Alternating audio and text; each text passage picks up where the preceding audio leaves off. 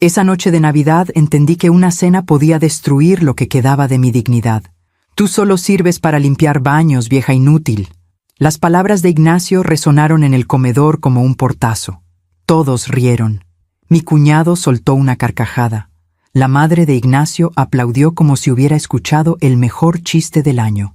Sara, mi hija, mi única hija, bajó la cabeza y siguió cortando el pavo como si nada hubiera pasado. Yo me quedé de pie, con el plato sucio en la mano, sintiendo que el suelo se abría bajo mis pies. Me llamo Noelia Salgado. Tengo 58 años. Nací en un pueblo pequeño cerca de Guadalajara, donde las mujeres aprendíamos que el amor de madre era infinito, incondicional, eterno. Y yo cumplí con eso. Cumplí hasta que me olvidé de mí misma. Esta es la historia de cómo una madre puede amar tanto que olvida amarse a sí misma, hasta que la vida le devuelve la voz de una forma que nadie esperaba. Esa noche de Navidad guardé un secreto que cambiaría todo. Pero para entender lo que pasó después de esa cena, necesito llevarte 3 años atrás, cuando todo empezó a romperse sin que yo quisiera verlo. 3 años antes, Sara llegó a casa con Ignacio por primera vez. Yo estaba preparando pozole en la cocina cuando escuché la puerta. Mi hija entró radiante, con ese brillo en los ojos que solo el enamoramiento puede dar. «Mamá, él es Ignacio». Era alto, de traje impecable, con una sonrisa que parecía ensayada frente al espejo. Me extendió la mano con firmeza exagerada. «Mucho gusto, señora Noelia. Sara me ha hablado mucho de usted». Algo en su mirada me incomodó desde el principio. Era una mirada que medía, que calculaba, que tasaba, como si estuviera evaluando una propiedad antes de hacer una oferta. Pero Sara estaba tan feliz que yo callé esa voz interior. Las madres siempre callamos cuando nuestras hijas sonríen así. Ignacio trabajaba en una empresa de inversiones. Hablaba con palabras grandes, de rendimientos y portafolios, de viajes a Miami y cenas de negocios. Sara lo miraba como si hubiera encontrado un príncipe. Yo solo veía a un hombre que nunca preguntó nada sobre mí, que nunca quiso saber quién era yo más allá de ser la mamá de Sara. Durante meses, él fue el novio perfecto. Flores para Sara, chocolates caros, invitaciones a restaurantes donde yo nunca había entrado. Pero nunca, ni una sola vez, me preguntó cómo estaba yo, ni cómo había criado sola a Sara después de que su padre nos abandonó cuando ella tenía 5 años, ni cómo había trabajado limpiando casas, planchando ropa ajena, vendiendo tamales en las mañanas para que ella pudiera estudiar en una buena escuela. Nada de eso le importaba a Ignacio. La boda fue grande, cara, perfecta. Yo pagué la mitad con mis ahorros. Ignacio dijo que era nuestra contribución como familia. Sara lloró de felicidad. Yo también lloré, pero por razones diferentes. Sentía que estaba entregando a mi hija a un hombre que solo veía valor en lo que brillaba. Después de la boda, Sara se mudó a la casa de Ignacio. Una casa moderna, con jardín y cochera para 2 autos. Yo me quedé en mi casita humilde, la misma donde la había criado, con sus paredes despintadas y su techo que goteaba cuando llovía fuerte. Al principio, Sara me visitaba cada semana. Me contaba de su nueva vida, de las cenas con los socios de Ignacio, de los planes para remodelar la cocina. Yo escuchaba, sonreía, preparaba su mole favorito, pero algo estaba cambiando en ella. Hablaba menos de sus sueños y más de los sueños de él. Un día, 6 meses después de la boda, Sara me llamó llorando. «Mamá, Ignacio dice que tu casa está muy lejos. Dice que sería mejor si te mudaras con nosotros. Así podrías ayudarme con la casa y no estarías sola». Mi corazón dio un salto. Pensé que era una invitación de amor, de familia. Vendí algunos muebles, empaqué mis cosas en 3 cajas viejas y me mudé. La primera semana fue hermosa. Sara y yo cocinábamos juntas, veíamos películas por la noche, reíamos como antes. Ignacio llegaba tarde del trabajo y apenas nos saludaba. Pero en la segunda semana, todo cambió. Una mañana, Ignacio entró a la cocina mientras yo preparaba el desayuno. Se sirvió café sin decir buenos días y luego me miró fijamente. «Noelia, ya que vives aquí, sería bueno que ayudaras más con las cosas de la casa. Sara trabaja y se cansa. Tú tienes tiempo». No era una sugerencia, era una orden disfrazada de lógica. Yo asentí. Claro que ayudaría. Era mi hija, era mi familia. Pero ayudar se convirtió en hacer todo: lavar la ropa, planchar las camisas de Ignacio, limpiar los baños, preparar el desayuno, la comida y la cena, regar el jardín, lavar los autos, recibir a los amigos de Ignacio cuando hacían reuniones en la casa, servirles bebidas, limpiar después de que se iban. Sara no decía nada, solo me miraba con una mezcla de culpa y alivio, y yo callaba, porque las madres siempre callamos. Había una fotografía vieja en el buró de mi cuarto. Una Noelia de 30 años, con el cabello suelto al viento y una sonrisa enorme, parada frente al mar de Veracruz. Llevaba un vestido blanco y sandalias. Era libre, era feliz, era dueña de su vida. Esa mujer ya no existía, o eso creía yo. Cada noche, antes de dormir, miraba esa fotografía y me preguntaba dónde se había ido esa Noelia, cuándo había dejado de importar, cuándo había aceptado que mi único valor estaba en servir. Pero algo estaba a punto de cambiar. Algo que yo aún no sabía, pero que el destino ya estaba tejiendo en silencio. A veces confiamos demasiado en quien no debemos. ¿Tú también te has decepcionado de alguien que amabas? Cuéntame tu historia en los comentarios, quiero leerte.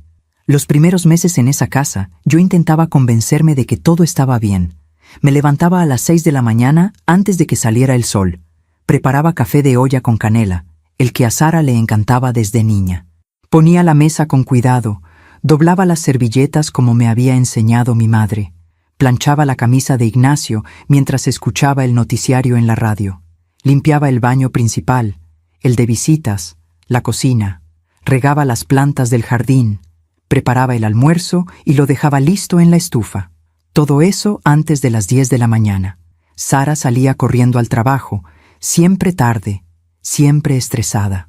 Me daba un beso rápido en la mejilla y decía: «Gracias, mamá. No sé qué haría sin ti». Ignacio tomaba su café sin mirarme, revisaba su teléfono y se iba sin despedirse. Yo me quedaba sola en esa casa grande y silenciosa. Al principio pensé que era temporal, que en cuanto Sara se organizara mejor, yo podría regresar a mi casita, a mi vida tranquila. Pero pasaron semanas, luego meses, y cada vez había más que hacer. «Mamá, ¿podrías lavar las cortinas? Es que con el polvo...» «Noelia, los vidrios están sucios. Se ve mal cuando vienen visitas». «Mamá, ¿puedes quedarte el sábado? Vamos a hacer una cena con los jefes de Ignacio». Yo siempre decía que sí, porque así me habían enseñado. Una madre no dice que no.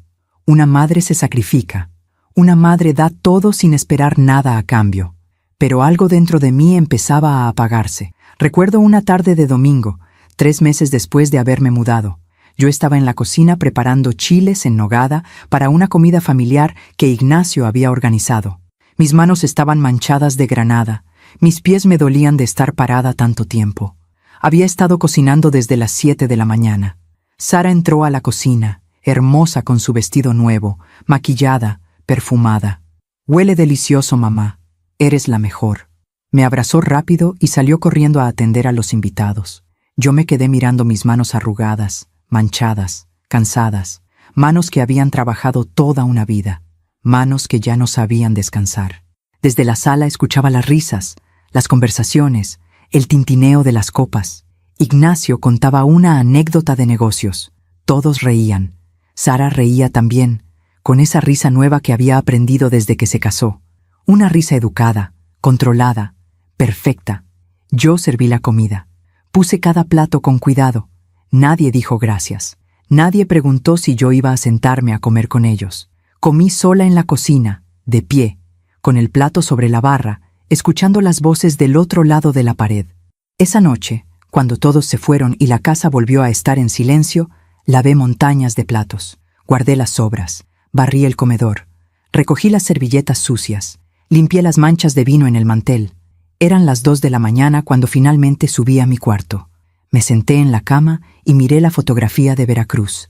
Esa Noelia joven, libre, sonriente. Traté de recordar cómo se sentía ser ella. Traté de recordar la última vez que alguien me había preguntado cómo estaba. La última vez que había hecho algo solo para mí. No pude recordarlo.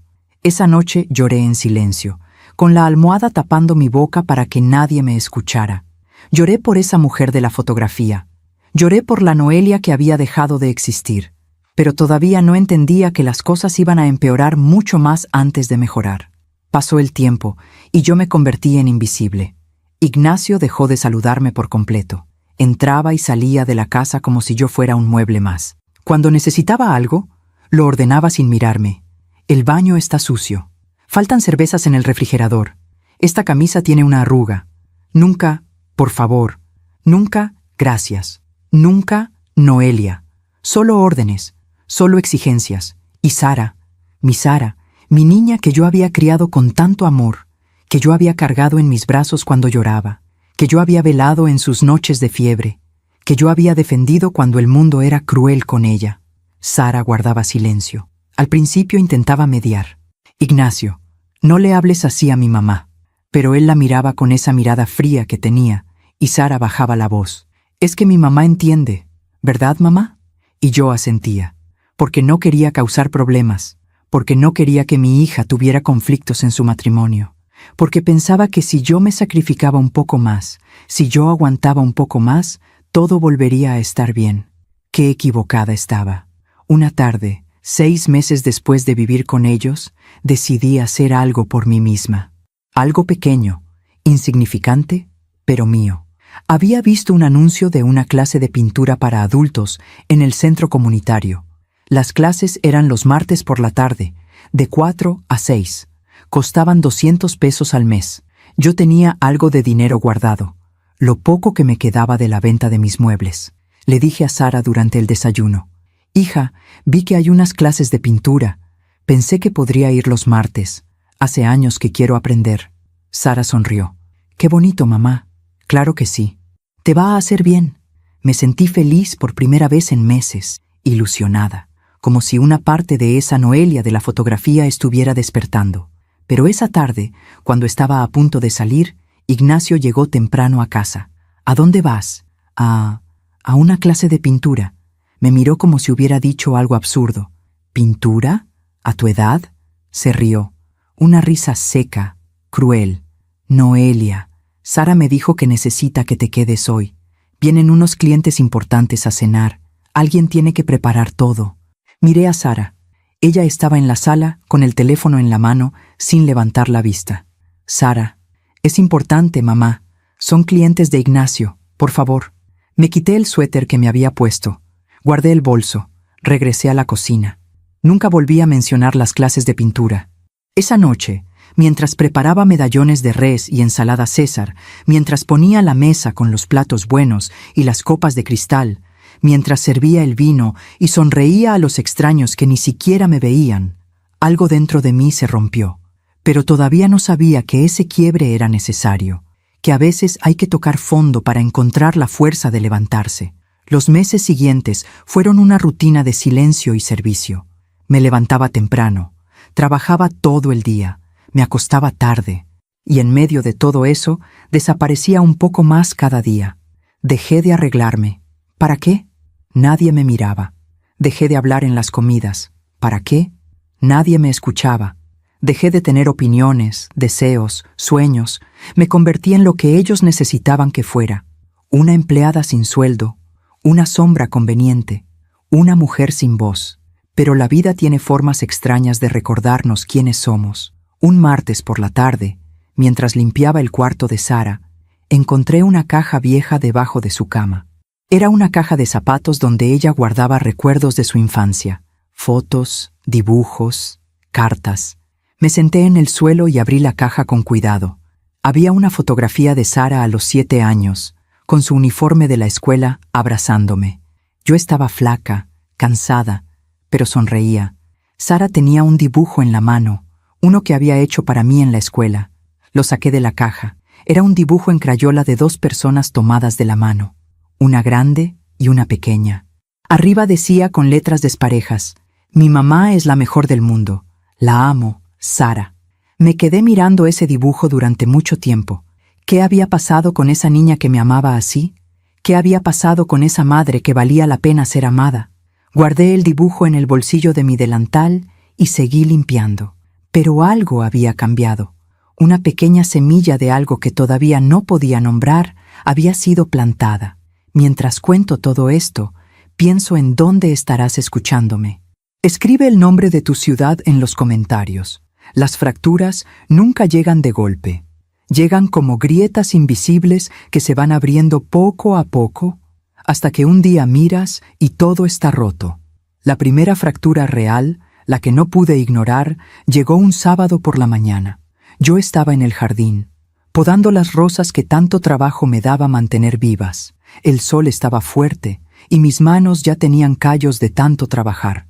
Llevaba un sombrero viejo y un delantal manchado de tierra.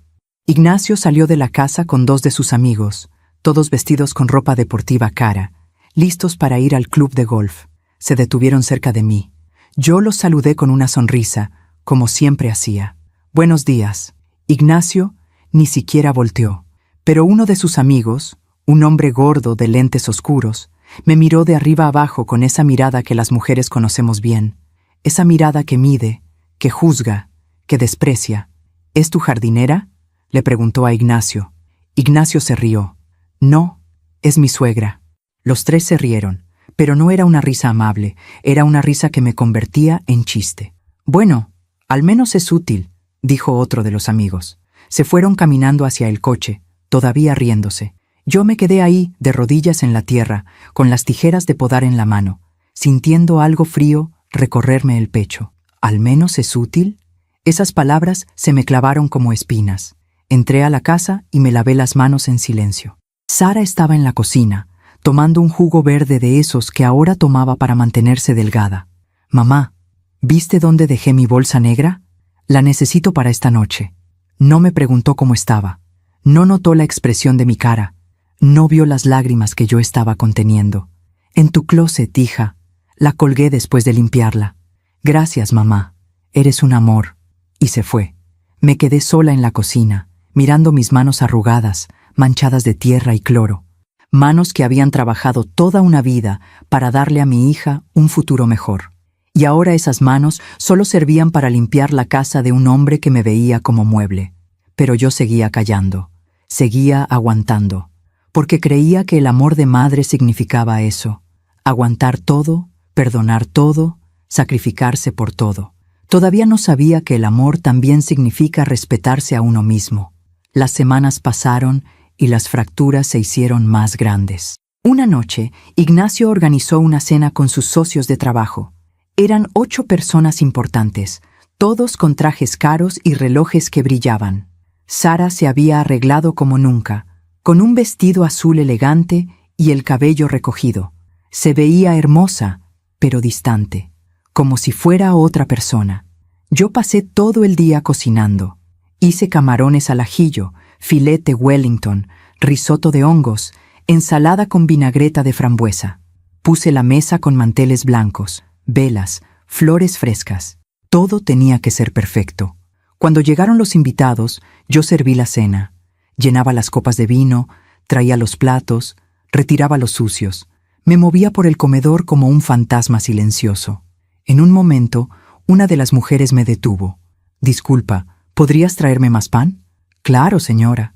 Cuando regresé con la canasta de pan, escuché la conversación que estaban teniendo. «Esta casa es hermosa, Ignacio, y se nota que está muy bien cuidada», dijo uno de los hombres. «Sí, bueno, Sara es muy organizada, y su mamá vive con nosotros, así que nos ayuda con las cosas del hogar». «¿Nos ayuda?», quería gritar. «¿Ayuda?», pero no dije nada. Dejé el pan sobre la mesa y regresé a la cocina.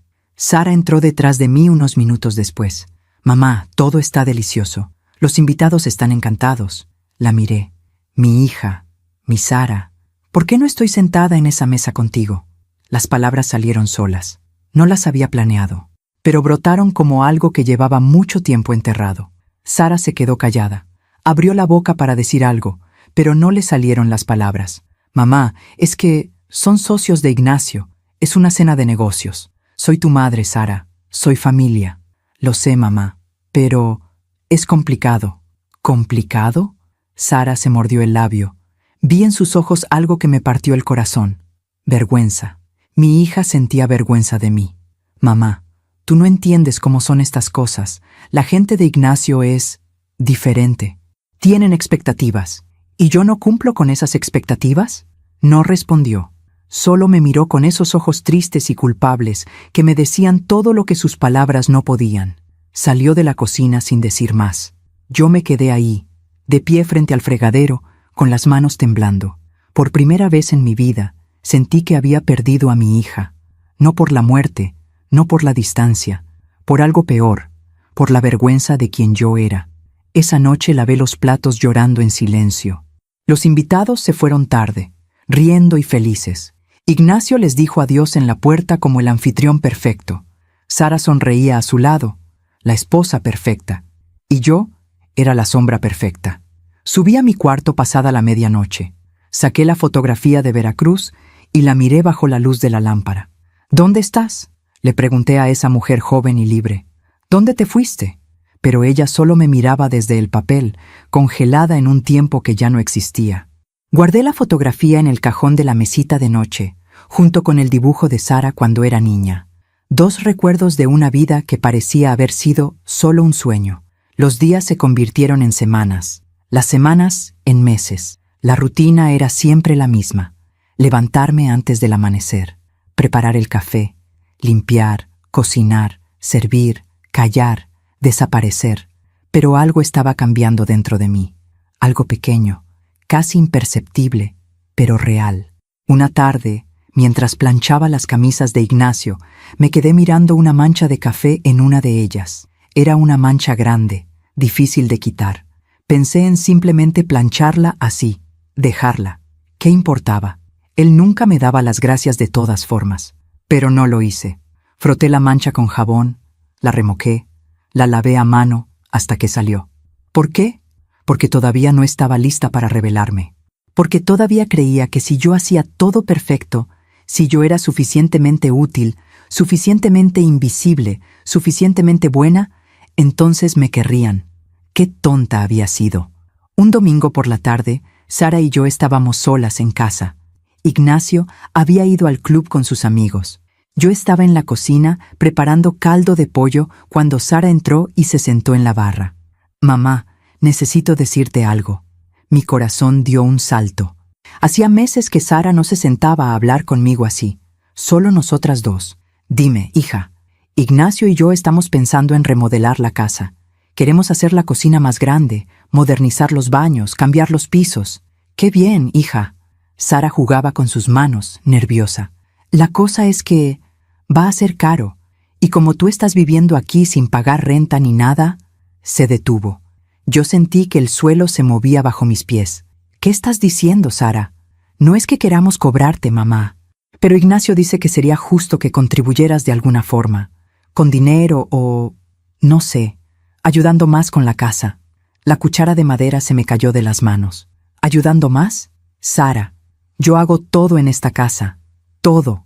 Me levanto antes que ustedes, me acuesto después que ustedes. Cocino, limpio, lavo, plancho. ¿Qué más quieres que haga? Sara se puso roja. «Mamá, no te enojes. Es solo que Ignacio dice…». «¿Ignacio dice? ¿Y tú qué dices, Sara? ¿Tú qué piensas?». Mi hija bajó la mirada. Y en ese silencio entendí todo. Ella pensaba lo mismo que él. Ella veía lo mismo que él. Para ella yo también era solo una carga conveniente. «Olvídalo, mamá. No quiero pelear». Se levantó y salió de la cocina. Yo me quedé ahí, temblando, con las lágrimas quemándome los ojos. Esa noche no pude dormir. Di vueltas en la cama durante horas, mirando el techo, sintiendo un dolor en el pecho que no era físico, pero dolía más que cualquier enfermedad. Me levanté a las 3 de la mañana y bajé a la cocina. La casa estaba oscura y silenciosa. Me serví un vaso de agua y me senté en la mesa del comedor. En esa mesa donde nunca me invitaban a sentarme cuando había visitas. Miré alrededor. Los muebles elegantes, las cortinas caras, los cuadros en las paredes. Todo tan perfecto, tan ordenado, tan limpio. Todo gracias a mí. Pero yo no existía en esa casa. Era un fantasma que limpiaba, cocinaba y servía. Un fantasma sin voz, sin valor, sin dignidad. Y lo peor de todo es que yo había permitido que eso pasara. Regresé a mi cuarto cuando empezaba a amanecer. Saqué la fotografía de Veracruz del cajón y la miré durante mucho tiempo. «Perdóname», le susurré a esa mujer joven y libre. «Perdóname por olvidarte. Perdóname por dejar que me trataran así. Perdóname por no defenderme. Pero algo estaba naciendo dentro de mí. Algo pequeño, frágil, pero poderoso. La grieta se había convertido en fractura. Y las fracturas, cuando son profundas, nunca vuelven a cerrarse de la misma forma. Aún me pregunto si hice lo correcto al quedarme tanto tiempo en silencio. ¿Y tú? ¿Qué habrías hecho en mi lugar? Hay una diferencia entre aceptar y someterse. Aceptar es una elección consciente. Someterse es perder la capacidad de elegir. Yo me había sometido sin darme cuenta. Después de esa conversación con Sara sobre contribuir económicamente, algo cambió en la casa. O tal vez no cambió nada, y yo simplemente empecé a verlo con más claridad. Ignacio dejó de disimular su desprecio. Una mañana, mientras yo trapeaba el piso de la sala, él pasó caminando con sus zapatos sucios, pisando justo donde yo acababa de limpiar. No fue un accidente. Lo vi en sus ojos. Lo hizo a propósito. Ignacio, acabo de trapear. Se detuvo y me miró con esa sonrisa fría que había perfeccionado. Pues trapea otra vez, Noelia. Para eso vives aquí, ¿no? Se fue dejando un rastro de lodo en el piso recién limpiado. Yo me quedé ahí, con el trapeador en la mano, sintiendo algo oscuro y pesado instalarse en mi estómago.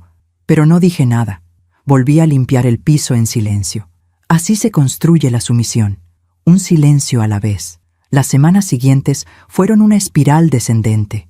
Ignacio empezó a darme órdenes delante de otras personas, como si yo fuera parte del servicio doméstico.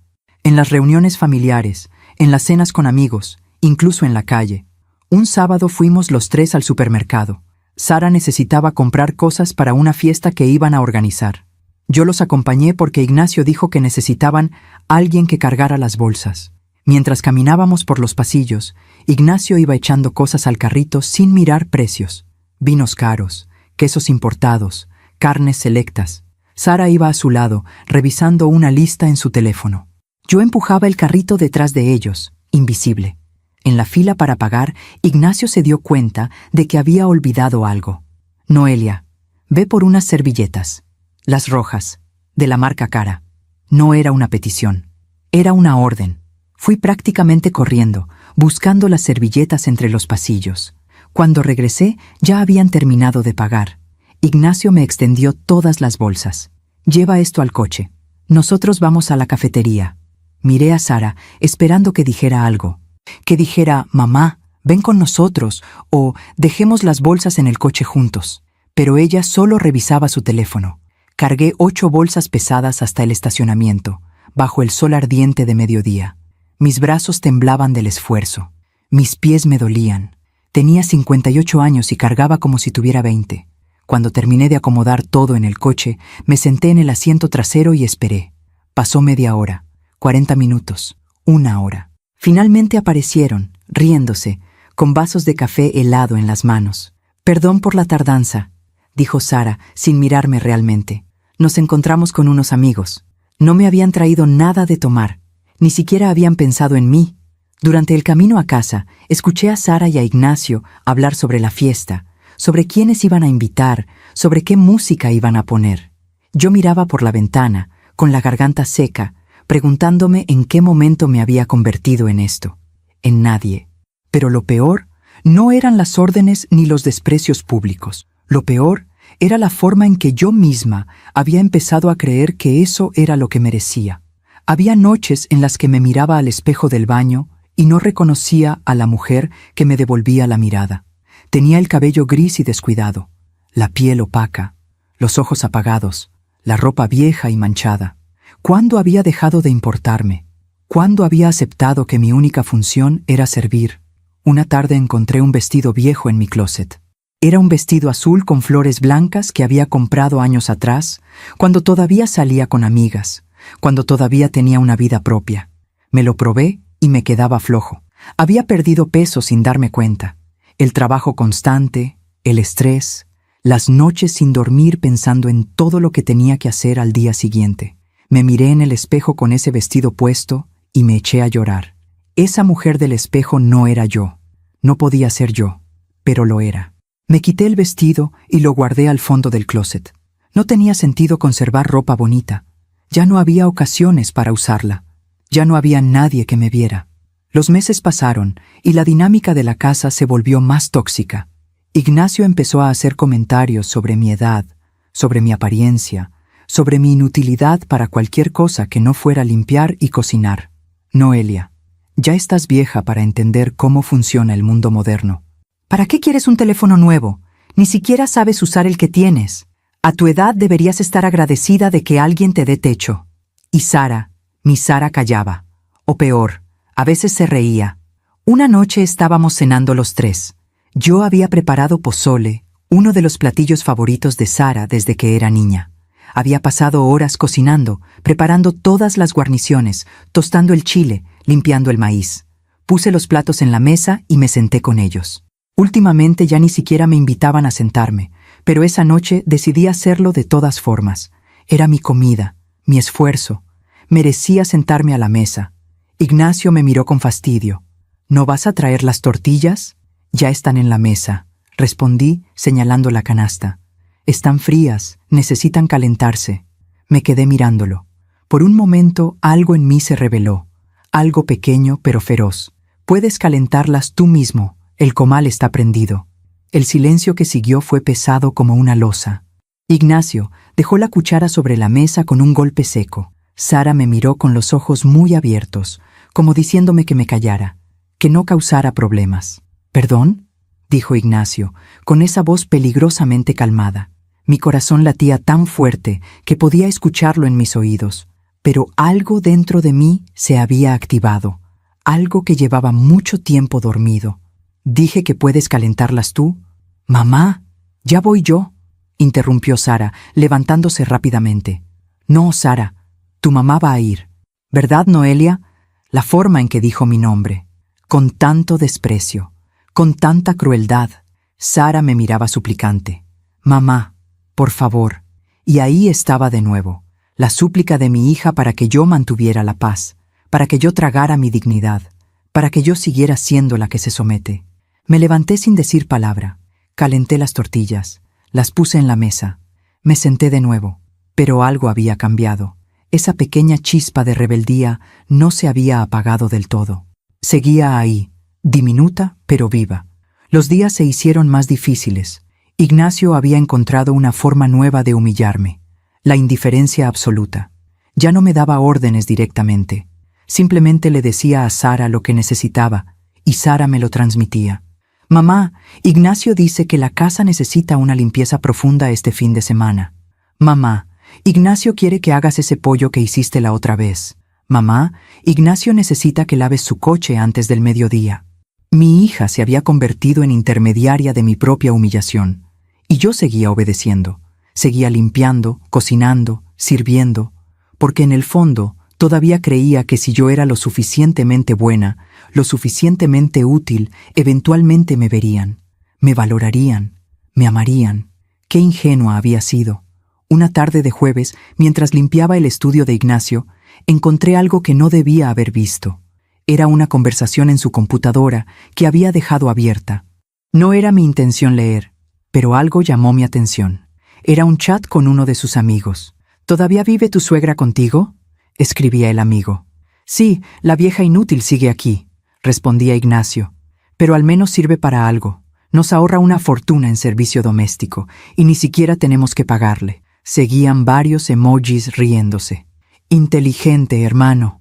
Aprovecha mientras puedas. Eso hago. Sara no dice nada. Está tan acostumbrada a que su mamá haga todo que ya ni se da cuenta. Me quedé paralizada, mirando esa pantalla. Una fortuna en servicio doméstico. La vieja inútil. Aprovecha mientras puedas. Sentí algo frío y pesado asentarse en mi pecho. No era sorpresa. No era dolor. Era algo peor. Era confirmación. Yo sabía en algún lugar profundo de mi ser que Ignacio me despreciaba, pero leerlo así, tan crudo, tan cruel, con esa risa cómplice de su amigo, me mostró algo que había estado negando. Yo no era familia para él, era mano de obra gratuita. Y Sara lo permitía. Cerré la laptop con cuidado y terminé de limpiar el estudio. Mis manos temblaban, pero seguí trabajando. Sacudí los libreros, aspiré la alfombra, limpié las ventanas. Porque eso es lo que hace una mujer sometida. Sigue trabajando incluso cuando su corazón está roto. Esa noche, mientras preparaba la cena, Sara entró a la cocina canturreando. Estaba de buen humor. «Huele rico, mamá. ¿Qué estás haciendo?» «Lasaña». Mi favorita. Eres la mejor». La miré. Mi hija. Mi niña. La persona por la que yo había sacrificado todo. «Sara, ¿tú crees que soy útil?» Dejó de sonreír. «¿Qué? Claro que sí, mamá. ¿Por qué preguntas eso? ¿Solo útil? ¿O algo más?» «Mamá, no entiendo. ¿Me amas porque soy tu madre o porque limpio tu casa?» Sara se puso pálida. «Mamá, ¿de dónde sale eso? Claro que te amo. Eres mi mamá. Pero nunca me defiendes. Nunca le dices nada a Ignacio cuando me trata mal. ¿Por qué, Sara?» Mi hija bajó la mirada. Vi sus manos temblar. «Es complicado, mamá». «No, no lo es. O me defiendes o no me defiendes. No hay punto medio. Mamá, por favor. No quiero pelear. Ignacio es mi esposo. Tengo que mantener la paz». «¿Y yo? ¿Quién mantiene mi paz?» No respondió. Solo salió de la cocina con lágrimas en los ojos. Esa noche comimos en silencio. Ignacio ni siquiera notó la tensión. Devoró su lasaña, tomó su cerveza, revisó su teléfono. Cuando terminó, dejó el plato sucio en la mesa y se fue a ver televisión. Sara recogió su plato y el de él, los llevó al fregadero y subió a su cuarto sin mirarme. Yo me quedé sola en el comedor, con mi plato de lasaña sin tocar enfrente. Miré alrededor de esa casa perfecta, limpia, ordenada. Una casa que yo mantenía funcionando. Una casa donde yo no existía. Esa noche, antes de dormir, saqué la fotografía de Veracruz del cajón. «Te prometo algo», le dije a esa mujer joven y libre. «Te prometo que voy a encontrarte de nuevo. No sé cómo, no sé cuándo, pero te voy a encontrar». Guardé la fotografía junto a mi corazón y cerré los ojos. No lo sabía todavía, pero algo estaba a punto de cambiar. Algo que yo no controlaba, pero que el universo ya había puesto en marcha. Mientras cuento todo esto, pienso en dónde estarás escuchándome. Escribe el nombre de tu ciudad en los comentarios. Dicen que la verdad siempre encuentra la forma de salir a la luz, pero a veces la verdad no llega de golpe. Llega en pedazos pequeños, en detalles que se acumulan hasta que ya no puedes ignorarlos. Yo llevaba casi 2 años viviendo en esa casa. 2 años de servir, limpiar, cocinar, callar.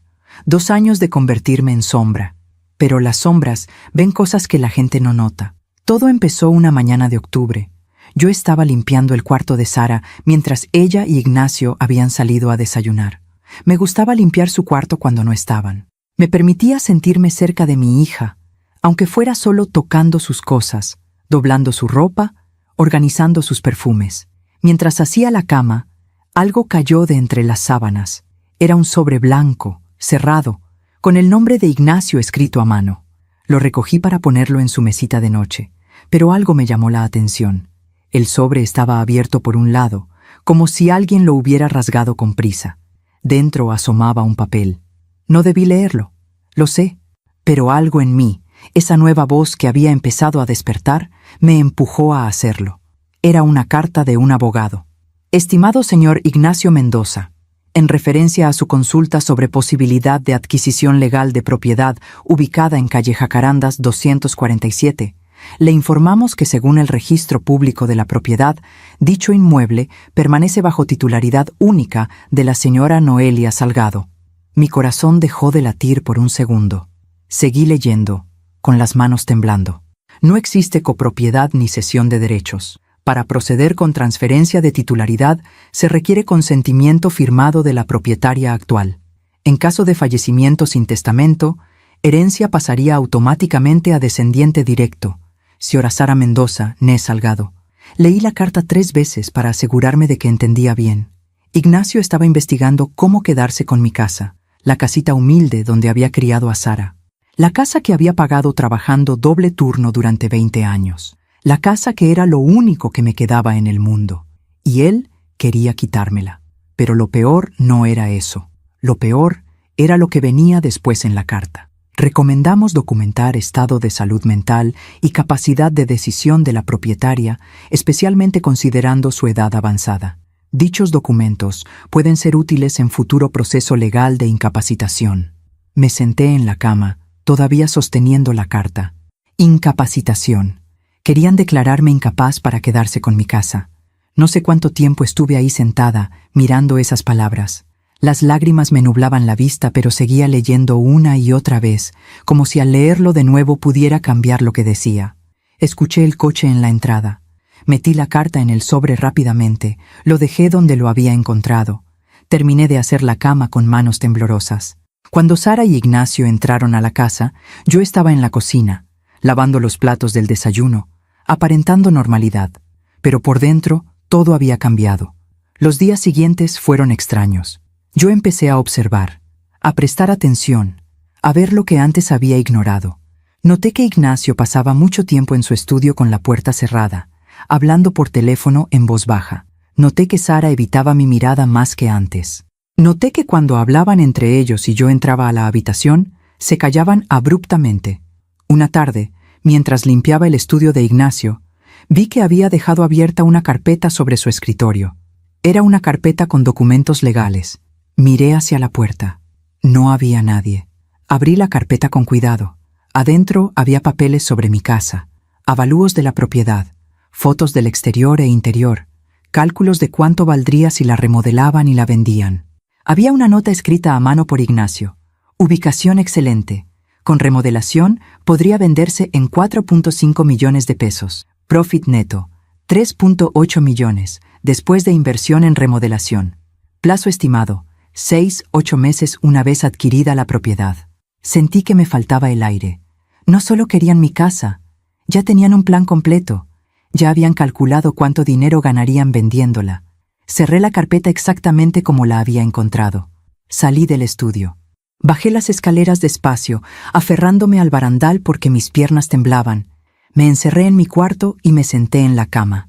Todo tenía sentido ahora. Todo. Por eso Sara me había pedido que me mudara con ellos. No por amor, no por preocupación. Era parte de un plan. Si yo vendía mi casa y me mudaba con ellos, perdería mi única seguridad. Quedaría completamente dependiente de ellos, sin casa, sin lugar a donde ir, atrapada. Y entonces, cuando ya no tuviera nada, podrían hacer lo que quisieran conmigo. Me levanté y fui al espejo del baño. Miré a la mujer reflejada ahí, esa mujer de 58 años, con el cabello gris, la piel cansada, los ojos tristes. ¿Qué van a hacer contigo cuando ya no les sirvas?, le pregunté a esa mujer. ¿Qué va a pasar cuando seas demasiado vieja para limpiar? ¿Demasiado enferma para cocinar? La respuesta era obvia. Me dejarían en algún asilo, o peor, en la calle. Porque para ellos yo no era familia. Era una inversión que eventualmente dejaría de ser rentable. Esa noche no pude dormir. Me quedé mirando el techo, escuchando los ruidos de la casa, el viento en las ventanas, el reloj de la sala marcando las horas, los pasos de Ignacio yendo al baño a medianoche. Pensé en todo lo que había sacrificado por Sara, los años de trabajo duro, las noches sin dormir cuando ella estaba enferma, los cumpleaños donde le daba todo aunque no tuviera nada, las veces que yo comía frijoles para que ella pudiera comer carne, la ropa vieja que usaba para poder comprarle uniformes nuevos, los zapatos rotos con los que caminaba para que ella tuviera zapatos bonitos. Todo eso, todo ese amor, todo ese sacrificio. ¿Para esto? ¿Para que me viera como un objeto? ¿Para que planeara robarme lo único que me quedaba? A las 3 de la mañana bajé a la cocina. Necesitaba agua, necesitaba aire, necesitaba algo que me anclara a la realidad, porque sentía que estaba perdiendo la cordura. Encendí la luz de la cocina y me quedé helada. Sara estaba ahí, sentada en la oscuridad, con una copa de vino en la mano. «Mamá, me asustaste». «Yo también me asusté. ¿Qué haces despierta?» Sara tomó un trago largo de vino antes de responder. «No puedo dormir». Me serví agua y me senté frente a ella. Nos quedamos en silencio durante un momento. Había tantas cosas que quería decirle, tantas cosas que quería preguntarle. «Sara, ¿tú eres feliz?» Mi hija me miró sorprendida. «¿Qué clase de pregunta es esa?» «Una simple. ¿Eres feliz?» Sara bajó la mirada a su copa de vino. «Tengo todo lo que necesito. Una casa bonita, un esposo exitoso, seguridad. No te pregunté qué tienes. Te pregunté si eres feliz». Silencio. «A veces», dijo finalmente, con la voz tan baja que apenas la escuché. ¿Solo a veces? Sara se terminó el vino de un trago. Mamá, es tarde. Deberíamos dormir. Se levantó para irse, pero yo la detuve tomándola del brazo. Sara, mírame. Me miró, y en sus ojos vi algo que me partió el corazón. Vi a mi niña pequeña. Esa niña que dibujaba con crayolas y me decía que yo era la mejor mamá del mundo. ¿Qué pasó con nosotras?, le pregunté. ¿Qué pasó con mi Sara? Sus ojos se llenaron de lágrimas. Mamá, no hagas esto. ¿Hacer qué? ¿Preguntarte por qué dejas que tu esposo me trate como basura? ¿Preguntarte por qué nunca me defiendes? ¿Preguntarte por qué te quedas callada mientras él me humilla? Porque es mi esposo, mamá. Porque tengo que vivir con él. Porque si lo contradigo, si te defiendo, entonces todo se vuelve más difícil para todos. ¿Para todos? ¿O para ti? Sara se soltó de mi mano. No entiendes nada. Tú no sabes lo que es estar casada. Tú no sabes lo que es tener que mantener la paz en un matrimonio. Tienes razón. No sé lo que es estar casada, pero sé lo que es ser madre. Y una madre no deja que maltraten a su hija, pero parece que una hija sí puede dejar que maltraten a su madre. Sara me miró con los ojos llenos de lágrimas y rabia. Yo no te pedí que hicieras todo lo que hiciste por mí. Yo no te pedí que te sacrificaras tanto. Eso fue tu decisión. Sus palabras me golpearon como una bofetada. ¿Mi decisión? Sara, tú eras mi hija, mi responsabilidad, mi vida. No fue una decisión, fue amor. Pues tal vez amaste demasiado. Tal vez me diste tanto que ahora yo no sé cómo devolvértelo. Se fue de la cocina antes de que yo pudiera responder. Me quedé sola, en esa cocina oscura, con sus palabras resonando en mis oídos. Tal vez amaste demasiado. ¿Se puede amar demasiado? ¿Es eso posible? O tal vez el problema no era cuánto había amado. Tal vez el problema era a quién había amado. Los días siguientes fueron tensos. Sara me evitaba. Ignacio estaba más cruel que nunca, como si pudiera sentir que algo había cambiado en mí. Una tarde me ordenó que limpiara el garaje completo. Era un trabajo enorme, de todo el día. Hacía calor, había polvo por todas partes, cajas pesadas que mover. Quiero que esté impecable para mañana. Viene un cliente importante y va a ver el garaje. Trabajé durante 8 horas bajo el sol que entraba por la puerta abierta. Mis manos sangraron de mover cajas viejas con clavos oxidados. Mi espalda me dolía tanto que apenas podía enderezarme. Cuando terminé, Ignacio vino a inspeccionar. Caminó por el garaje durante 2 minutos, mirando todo con esa expresión de dueño que siempre tenía. Luego se detuvo frente a mí. Aceptable.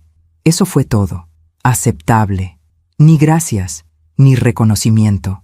Ni siquiera un vaso de agua después de 8 horas de trabajo. Esa noche, mientras me curaba las manos con agua oxigenada, miré la fotografía de Veracruz. Ya casi, le susurré a esa mujer joven, ya casi te encuentro de nuevo. 2 semanas después del descubrimiento de la carta del abogado, pasó algo que cambió todo. Era un martes por la tarde. Yo estaba en mi cuarto, doblando ropa, cuando escuché a Sara y a Ignacio hablando en su habitación. Normalmente no escuchaba sus conversaciones, pero esta vez algo en el tono de voz de Ignacio me alertó. Me acerqué a la puerta y presté atención. No puede quedarse aquí para siempre, Sara. Lo sé, pero ¿qué quieres que haga? Es mi mamá.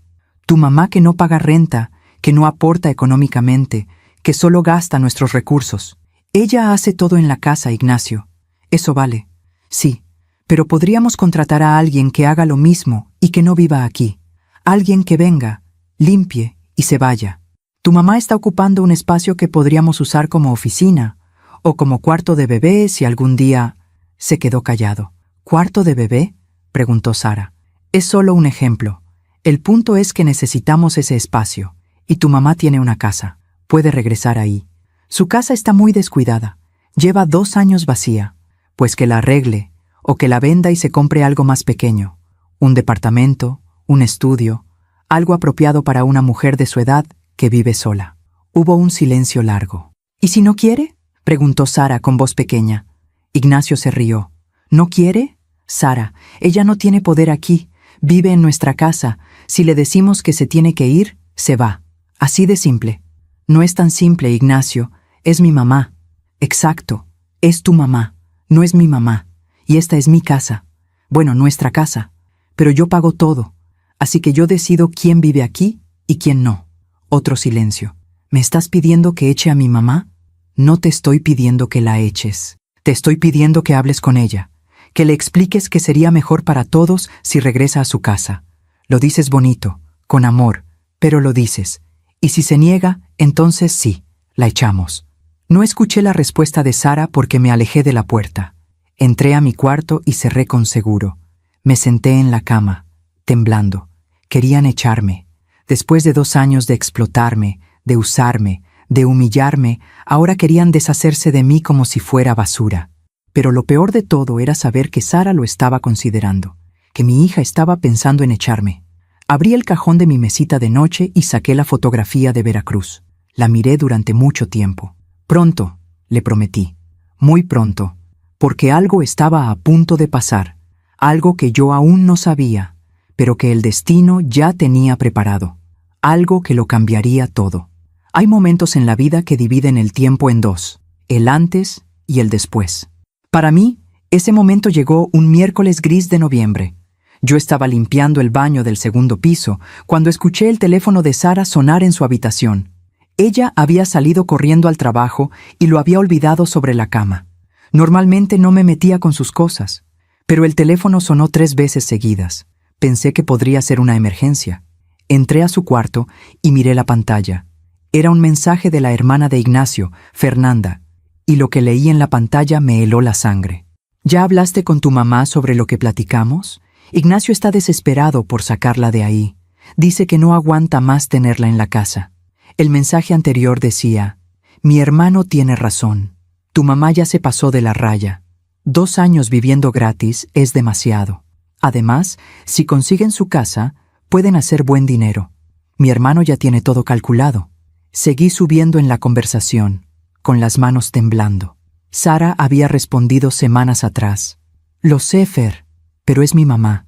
No puedo simplemente echarla así, pues tendrás que hacerlo, o Ignacio lo hará por ti, y créeme, él no va a ser amable. Estoy buscando la forma de decírselo, tal vez después de Navidad. ¿Después de Navidad? Sara, ya es noviembre. Tu hermano quiere que se vaya antes de Navidad. No quiere pasar otra Navidad con ella en la casa. Es que es difícil, Fer. Siento que le estoy haciendo algo horrible. No le estás haciendo nada horrible. Le estás dando de regreso su independencia. Además, ella tiene su propia casa. No es como si la fueras a dejar en la calle. Ignacio quiere que le pidamos la casa. Dice que es lo justo después de todo lo que hemos hecho por ella. Tiene razón. Ustedes le han dado techo y comida durante 2 años. Eso vale mucho. Su casita es lo mínimo que ella puede dar a cambio. No sé, Fer, me siento mal. Pues no te sientas mal.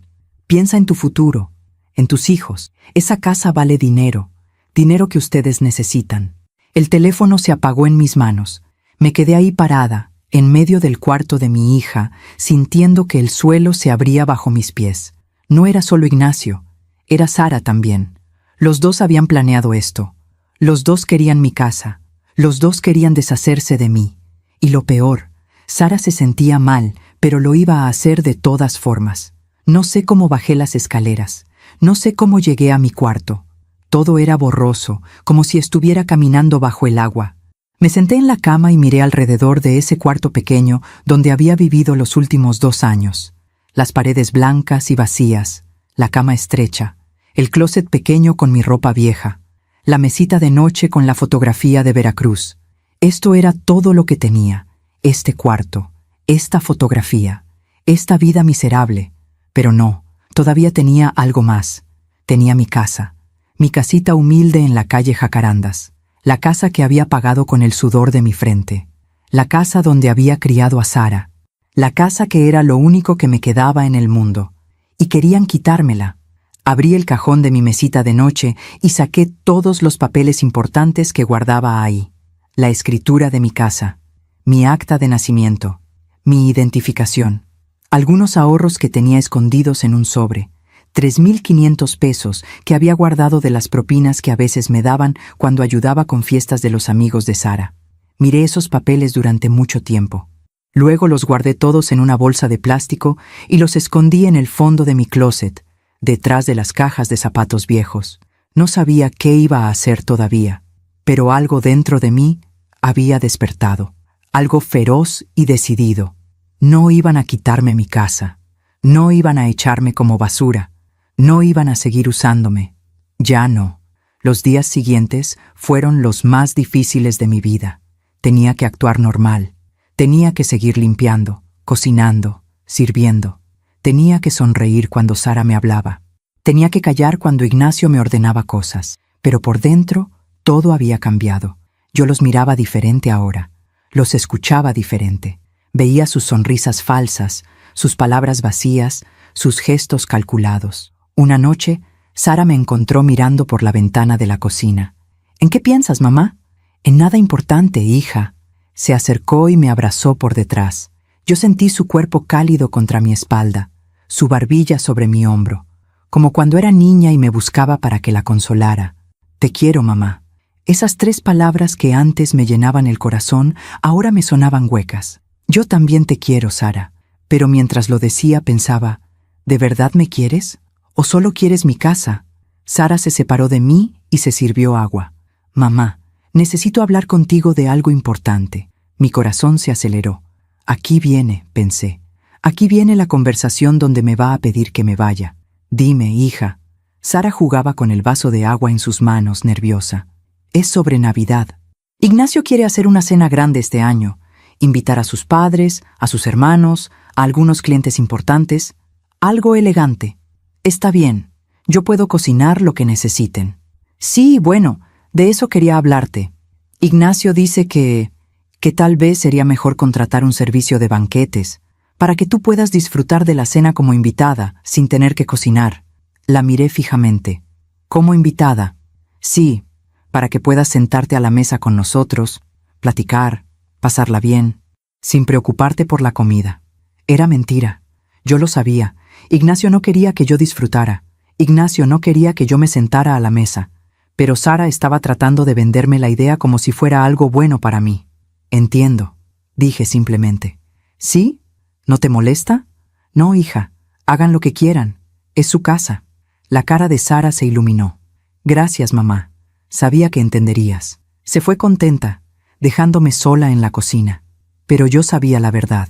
La cena de Navidad no era para que yo disfrutara. Era un escenario donde Ignacio iba a humillarme delante de su familia y sus amigos, donde iba a dejarme clara mi posición en esa casa, y probablemente, después de esa cena, Sara me iba a pedir que me fuera. Tenía que estar lista. 2 semanas antes de Navidad hice algo que nunca antes había hecho.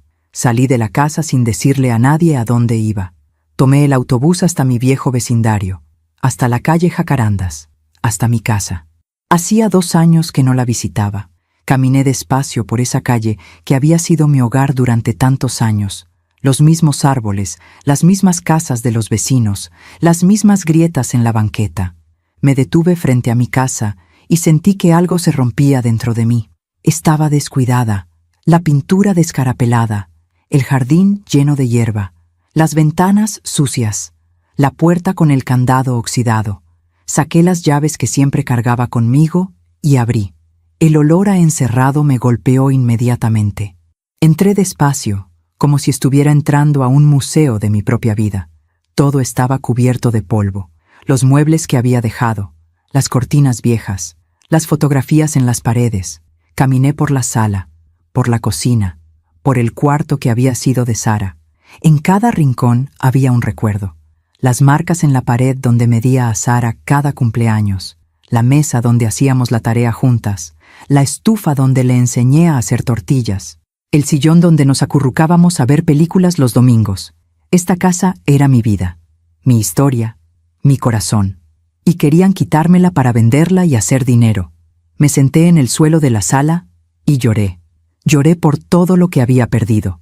Por la Sara que dibujaba con crayolas, por la Noelia que era fuerte y libre, por los años que había desperdiciado tratando de comprar amor con sacrificio. Lloré hasta que no me quedaron más lágrimas. Cuando me levanté, algo había cambiado dentro de mí. Miré alrededor de esa casa vacía y hice una promesa. Esta casa es mía. La pagué con mi sudor y mis lágrimas, y nadie me la va a quitar. Nadie.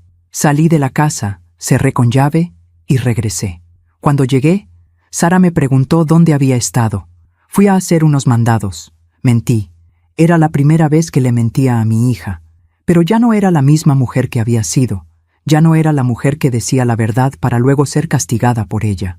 La semana antes de Navidad, Ignacio empezó a hacer comentarios más directos. Noelia, después de las fiestas, necesitamos hablar de tu situación aquí. ¿Mi situación? Sí. ¿Sobre cuánto tiempo más vas a quedarte? Sara y yo tenemos planes para la casa y necesitamos el espacio. Lo miré sin decir nada. No te preocupes, no te vamos a dejar en la calle. Continuó con esa sonrisa falsa. Tienes tu casa, puedes regresar ahí. O si quieres venderla, nosotros te podemos ayudar. Tengo contactos de bienes raíces. Te darían buen precio. Qué amable, dije con una voz que no reconocí como mía. Ignacio me miró extrañado, como si hubiera notado algo diferente en mi tono, pero no dijo nada más. Esa noche, mientras todos dormían, bajé a la cocina y saqué mi vieja libreta de recetas, la que había usado durante años para anotar platillos, cumpleaños, recuerdos. En la última página escribí, 22 de diciembre. Ignacio me dijo que me tengo que ir después de Navidad. Quiere que venda mi casa. Sara no ha dicho nada, no me ha defendido, no ha dicho, no mamá, quédate. Nada. Hoy entendí que mi hija me ama, pero no lo suficiente. Me ama menos de lo que ama su comodidad.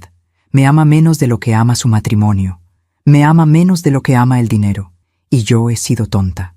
He sido ciega. He permitido que me trataran así porque pensé que el sacrificio era amor. Pero el sacrificio sin respeto no es amor. Es esclavitud. No sé qué va a pasar en Navidad, pero sé que algo tiene que cambiar. Porque esta Noelia que limpia baños y aguanta humillaciones, esta Noelia tiene que morir para que la verdadera Noelia pueda vivir de nuevo. Cerré la libreta y la guardé. Subí a mi cuarto y miré la fotografía de Veracruz por última vez esa noche. Ya casi, le susurré, ya casi llega el momento. 3 días antes de Navidad, sucedió algo que yo no esperaba. Estaba limpiando el cuarto de visitas cuando sonó mi teléfono. Era un número desconocido. ¿Bueno? ¿Señora Noelia Salgado? Sí, soy yo. Habla de la Lotería Nacional.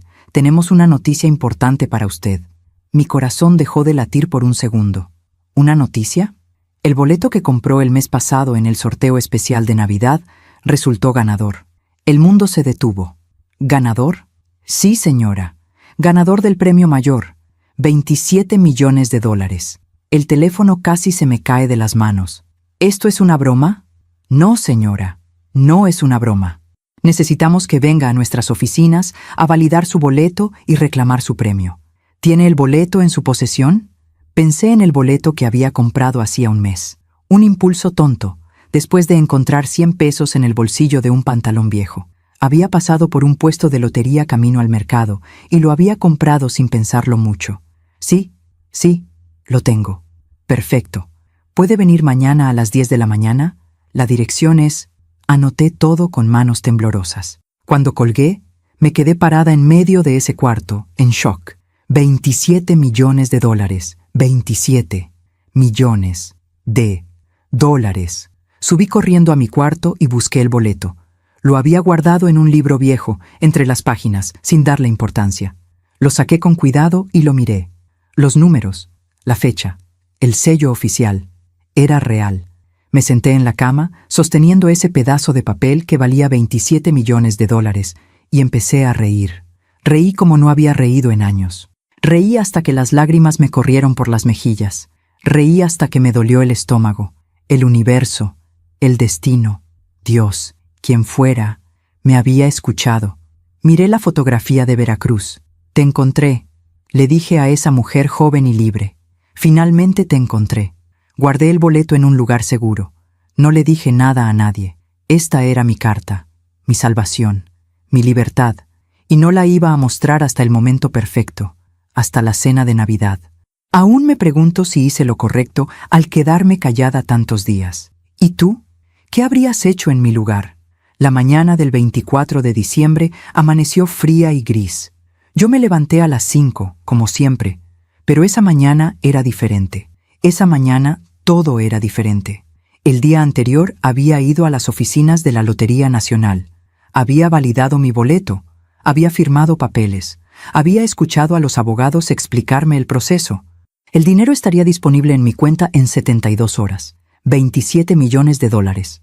Pero nadie lo sabía. Ni Sara, ni Ignacio, nadie. Yo había guardado todos los documentos en una carpeta dentro de mi maleta. Una maleta vieja que ya tenía empacada con toda mi ropa, mis fotografías, mis recuerdos. Todo listo para irme. Solo faltaba la cena. Pasé todo el día preparándome. Me bañé con cuidado. Me puse un vestido azul marino que había comprado años atrás y que nunca había usado. Me maquillé por primera vez en meses, me arreglé el cabello, me puse unos aretes de perlas que habían sido de mi madre. Cuando bajé las escaleras a las 6 de la tarde, Sara me miró sorprendida. «Mamá, te ves hermosa». «Gracias, hija». Ignacio estaba en la sala, vistiéndose su saco. Me miró de arriba abajo con desprecio apenas disimulado. «Vaya, Noelia, hiciste un esfuerzo». No respondí, solo sonreí. La casa estaba decorada de forma elegante. El servicio de banquetes había llegado temprano y había preparado todo. La mesa del comedor estaba puesta con manteles blancos, vajilla fina, copas de cristal, centros de mesa con flores caras. Era hermoso, como una escena de revista. A las 7 empezaron a llegar los invitados, los padres de Ignacio, una pareja mayor con aires de superioridad, los hermanos de Ignacio con sus esposas arregladas y sus sonrisas perfectas. 3 parejas de clientes importantes de Ignacio, todos vestidos impecablemente. En total éramos 16 personas. Todos me saludaron con cortesía fría. «Mucho gusto. Buenas noches. ¡Qué casa tan linda!». Nadie sabía quién era yo realmente. Nadie preguntó. Yo me senté en la mesa, en la esquina más alejada, entre un cliente de Ignacio y la madre de Ignacio. Sara estaba en el otro extremo, junto a Ignacio, como los perfectos anfitriones. La cena comenzó. Los meseros del servicio de banquetes servían los platos. Ensalada de arúgula con pera y queso de cabra, crema de calabaza con crutones, salmón glaseado con costra de pistache, risotto de hongos, filete con salsa de vino tinto. Todo perfecto, todo elegante, todo caro. Y yo, sentada en esa mesa, era invisible. Nadie me hablaba, nadie me preguntaba nada. Cuando la madre de Ignacio me pasaba la sal, lo hacía sin mirarme, como si yo fuera parte del servicio. Después del plato principal, antes del postre, Ignacio se puso de pie con su copa de vino en la mano. «Quiero hacer un brindis», anunció con esa voz de vendedor exitoso que usaba con sus clientes.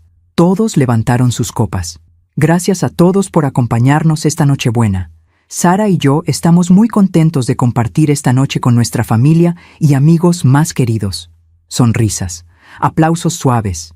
«Este año ha sido maravilloso para nosotros. La empresa ha crecido, nuestra casa está hermosa y tenemos muchos planes emocionantes para el próximo año». Miró a Sara con cariño fingido. Ella sonrió. «También queremos agradecer a quienes nos han apoyado durante este tiempo. A nuestras familias, a nuestros amigos, a nuestros colaboradores». Hizo una pausa. Me miró. «Y también a Noelia, la mamá de Sara, que ha estado viviendo con nosotros y nos ha ayudado con las tareas del hogar». Todos me miraron entonces. Sonrisas educadas, asentimientos corteses. «Noelia ha sido muy útil», continuó Ignacio con esa sonrisa cruel que yo conocía tan bien. «Muy trabajadora, muy servicial». La forma en que dijo «servicial» hizo que algo frío me recorriera la espalda. «De hecho», siguió Ignacio, sirviéndose más vino, «creo que Noelia ha hecho tanto por nosotros que merece un reconocimiento especial». Sara lo miraba confundida. Yo también lo miraba, esperando. «Noelia», dijo Ignacio, mirándome directamente, «¿por qué no vas a la cocina y nos traes más pan? El que está en la mesa ya está frío». Silencio. Todos me miraban. Ignacio sonreía. «Anda, Noelia. No queremos que nuestros invitados coman pan frío». Sentí que el tiempo se detenía. Este era el momento que había estado esperando, el momento para el cual había preparado todo. Me puse de pie lentamente. «Ignacio», dije con voz calmada, «creo que estás confundido». Su sonrisa se congeló. «¿Perdón?» Dije que estás confundido. Yo no soy el servicio, soy la madre de tu esposa. y soy una invitada en esta cena, así que no voy a ir a traer pan. El silencio que siguió fue absoluto. Ignacio se puso rojo. Noelia, no hagas una escena. ¿Una escena? ¿Yo? ¿O tú, que me acabas de tratar como sirvienta delante de todos estos invitados? Sara se levantó. Mamá, por favor. No, Sara, no, por favor, ya no. Me volví hacia Ignacio, que me miraba con odio apenas contenido. ¿Sabes qué, Ignacio? Tienes razón en algo. He sido muy útil. Durante 2 años he limpiado tu casa, lavado tu ropa, cocinado tu comida, servido a tus invitados. He trabajado como esclava sin recibir ni un peso, ni un gracias, ni un poco de respeto. Noelia, si no te gusta cómo son las cosas aquí, puedes irte. Oh, me voy a ir, no te preocupes, pero antes quiero que todos aquí sepan algo. Miré alrededor de la mesa. Todos me observaban con una mezcla de shock y curiosidad. Ignacio ha estado planeando echarme de esta casa. Mejor dicho, ha estado planeando obligarme a que le dé mi casa. Mi casa, que yo pagué trabajando durante 20 años. La casa donde crié a mi hija sola, sin ayuda de nadie. Él quiere que se la dé o que la venda para poder quedarse con el dinero. La madre de Ignacio abrió los ojos sorprendida. «Eso no es cierto», empezó Ignacio. «Es completamente cierto. Encontré la carta de tu abogado, vi los avalúos. Leí tus planes para remodelarla y venderla. Ya tenías todo calculado, ¿verdad? 3.800.000 pesos de ganancia después de la inversión». Ignacio se puso pálido. «¿Tú revisaste mis cosas privadas?» «Revisé lo que dejaste a la vista mientras limpiaba tu estudio. Ese estudio que yo limpiaba todos los días». Me volví hacia Sara. «Y tú, hija, tú sabías todo. Leí tus mensajes con Fernanda. Sabías que Ignacio quería echarme. Sabías que quería mi casa. Y no hiciste nada. Te sentías mal, sí, pero ibas a dejar que pasara de todas formas». Sara tenía lágrimas en los ojos. «Mamá, yo no sabía cómo decírtelo. Yo no quería lastimarte». «¿No querías lastimarme?» «Sara, me has lastimado cada día durante 2 años, cada vez que dejaste que Ignacio me humillara, cada vez que te quedaste callada mientras él me trataba como basura, cada vez que me pediste que hiciera más, que trabajara más, que me sacrificara más». Las lágrimas corrían por mis mejillas, pero mi voz no temblaba. «Yo te di todo, Sara, todo. Trabajé hasta quebrarme para que tú tuvieras una buena vida. Me sacrifiqué para que tú estudiaras, para que tú comieras bien, para que tú tuvieras oportunidades. Y tú me pagaste con traición. Mamá, no es traición. Yo te amo. No me amas lo suficiente. Y eso es lo que más duele. No que no me ames, sino que me ames tan poco que puedas venderme por una casa, por dinero, por comodidad». Ignacio finalmente estalló. «Ya basta, esto es ridículo. Noelia, has estado viviendo en mi casa durante 2 años sin pagar un peso, sin aportar nada económicamente, y ahora vienes a hacerte la víctima. Tú deberías estar agradecida». Me reí. Una risa amarga, triste, pero liberadora. ¿Agradecida? Ignacio, yo he trabajado más en esta casa que cualquier empleada doméstica. Si te cobrara por todo lo que he hecho, las limpiezas, las comidas, las lavadas de ropa, las planchas, las compras, la organización, te debería más de lo que ganas en 6 meses. Me acerqué a él, mirándolo directamente a los ojos. «Pero tienes razón en algo. Esta es tu casa, y yo no debería estar aquí, porque esta casa está llena de crueldad, de mentiras, de gente que no sabe lo que es el respeto. Entonces lárgate», dijo Ignacio con desprecio. «Lárgate ahora mismo. Vete a tu casita miserable y vive ahí con tus recuerdos. A ver cuánto tiempo aguantas sola, vieja inútil». «Vieja inútil», repetí. «Esas fueron las palabras que usaste en el chat con tu amigo. La vieja inútil sigue aquí, pero al menos nos ahorra una fortuna en servicio doméstico». Ignacio se quedó sin palabras. «Sí, también leí eso. Leí todo, y ahora todos aquí saben qué clase de hombre eres». Me volví hacia la mesa llena de invitados incómodos. «Perdonen que les haya arruinado la cena, pero necesitaba que esto saliera a la luz. Necesitaba decir mi verdad antes de irme». Caminé hacia Sara y le puse la mano en el hombro. Ella me miraba con los ojos llenos de lágrimas y culpa. «Te amo, Sara. Siempre te voy a amar. porque eso es lo que hacen las madres. Amamos incluso cuando nos lastiman, incluso cuando nos traicionan, pero amar no significa quedarme donde me destruyen. Amar no significa permitir que me traten sin dignidad. Mamá, por favor, no te vayas así. Tengo que irme, hija, porque si me quedo, voy a desaparecer por completo. Y todavía hay una parte de mí que quiere vivir, una parte de mí que merece respeto, una parte de mí que se negó a morir. Me alejé de ella y me dirigí hacia las escaleras. Noelia, gritó Ignacio, si te vas ahora no vuelvas, y olvídate de tu casa, voy a encontrar la forma de quitártela de todas formas. Me detuve en el primer escalón y me volví a mirarlo. Y entonces sonreí. Una sonrisa verdadera, libre, poderosa. Ignacio, dije con calma absoluta, hay algo que no sabes, algo que nadie aquí sabe. Todos me miraban. Hace 3 semanas compré un boleto de lotería, un impulso tonto con 100 pesos que encontré en un pantalón viejo. Saqué la carpeta que había escondido bajo mi brazo. Ayer fui a validar ese boleto. Resulta que gané el premio mayor del sorteo especial de Navidad. Abrí la carpeta y saqué el documento oficial. 27 millones de dólares. El silencio fue tan profundo que podía escucharse el tic-tac del reloj de pared. 27 millones de dólares. Repetí lentamente, saboreando cada palabra. El dinero estará en mi cuenta en 3 días. La cara de Ignacio se transformó completamente.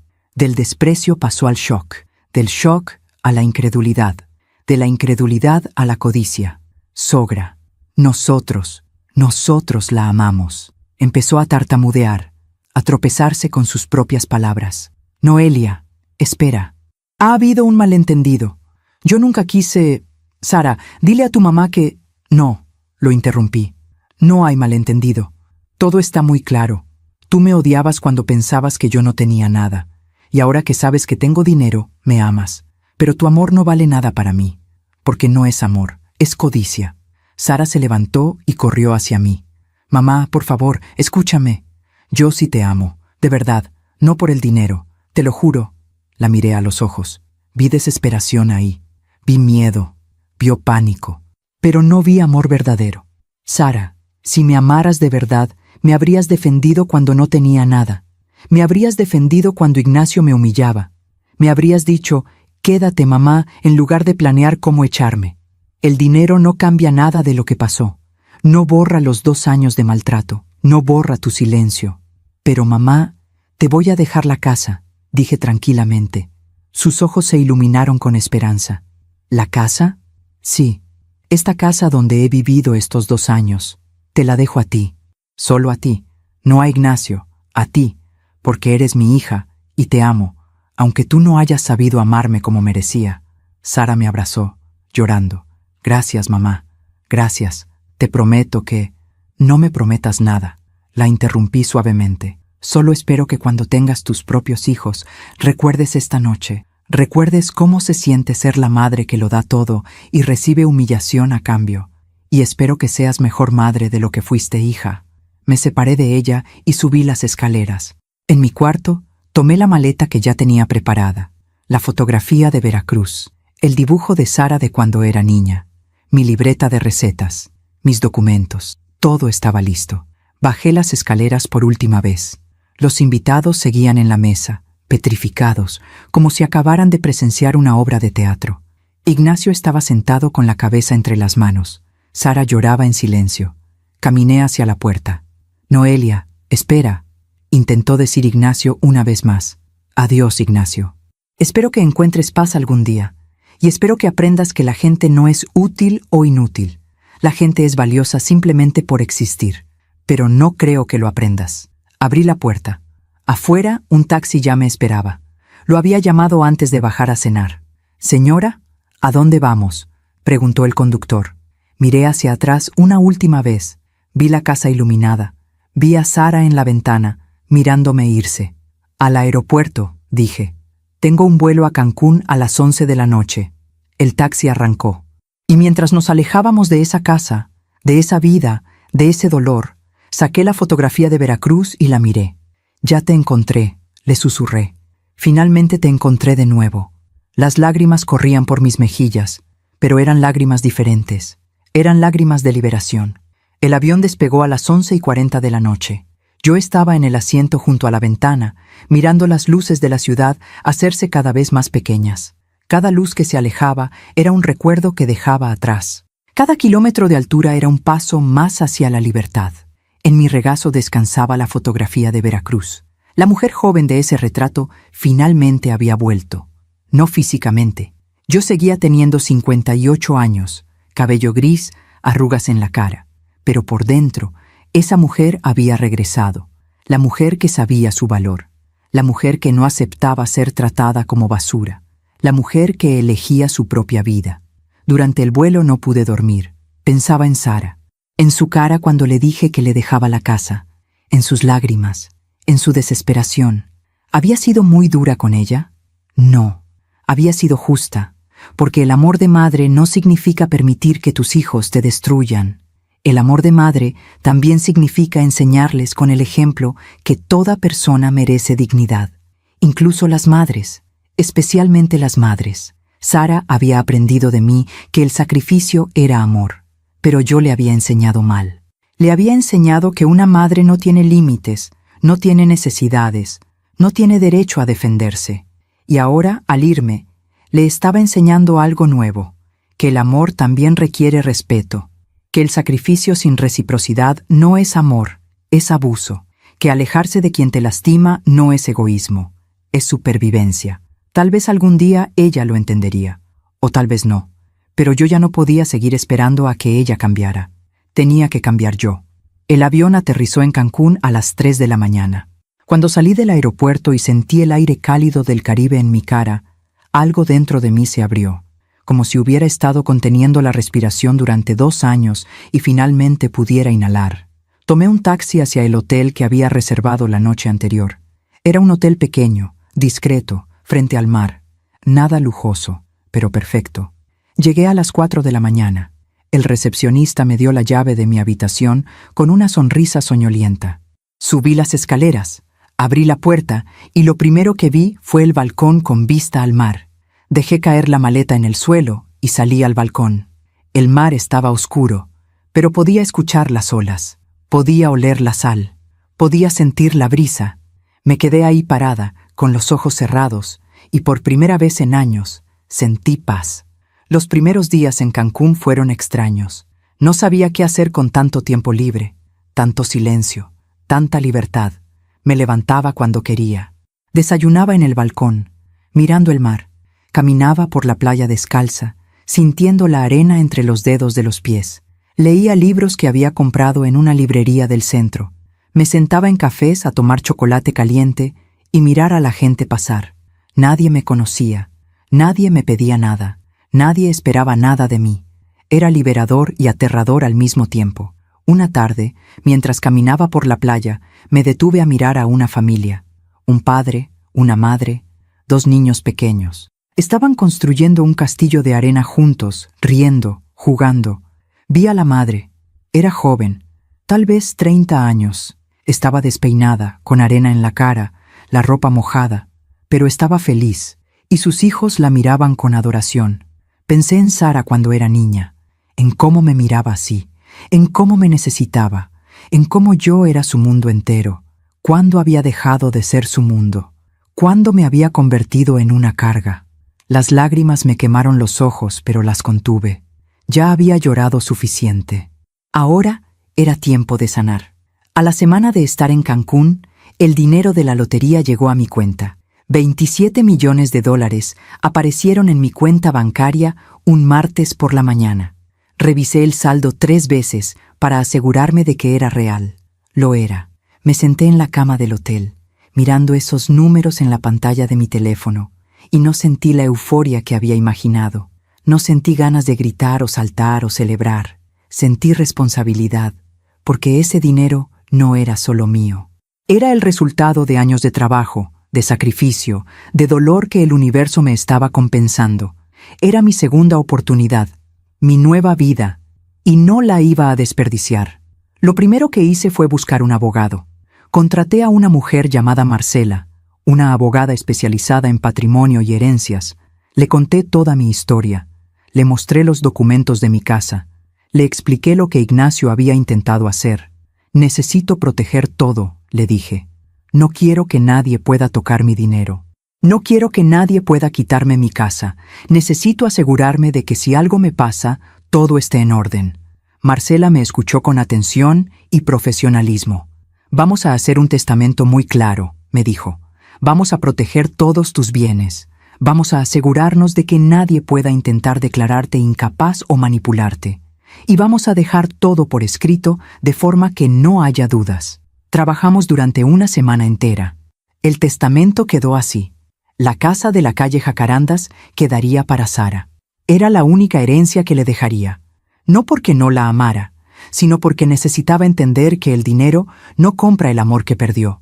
Una parte del dinero, $2 millones, quedaría en un fideicomiso para Sara, con una condición. Solo podría acceder a él si se divorciaba de Ignacio. Si seguía casada con él, el dinero iría a una fundación para mujeres víctimas de abuso familiar. $5 millones irían a esa misma fundación, de todas formas. El resto del dinero era para mí, para vivir, para disfrutar, para hacer lo que nunca pude hacer. Marcela me miró cuando terminamos de firmar todo. Eres una mujer muy sabia, Noelia. No siempre lo fui, respondí. Me tomó 58 años aprender. Lo segundo que hice fue comprar una casa, no una mansión, no algo ostentoso, algo simple, hermoso, mío.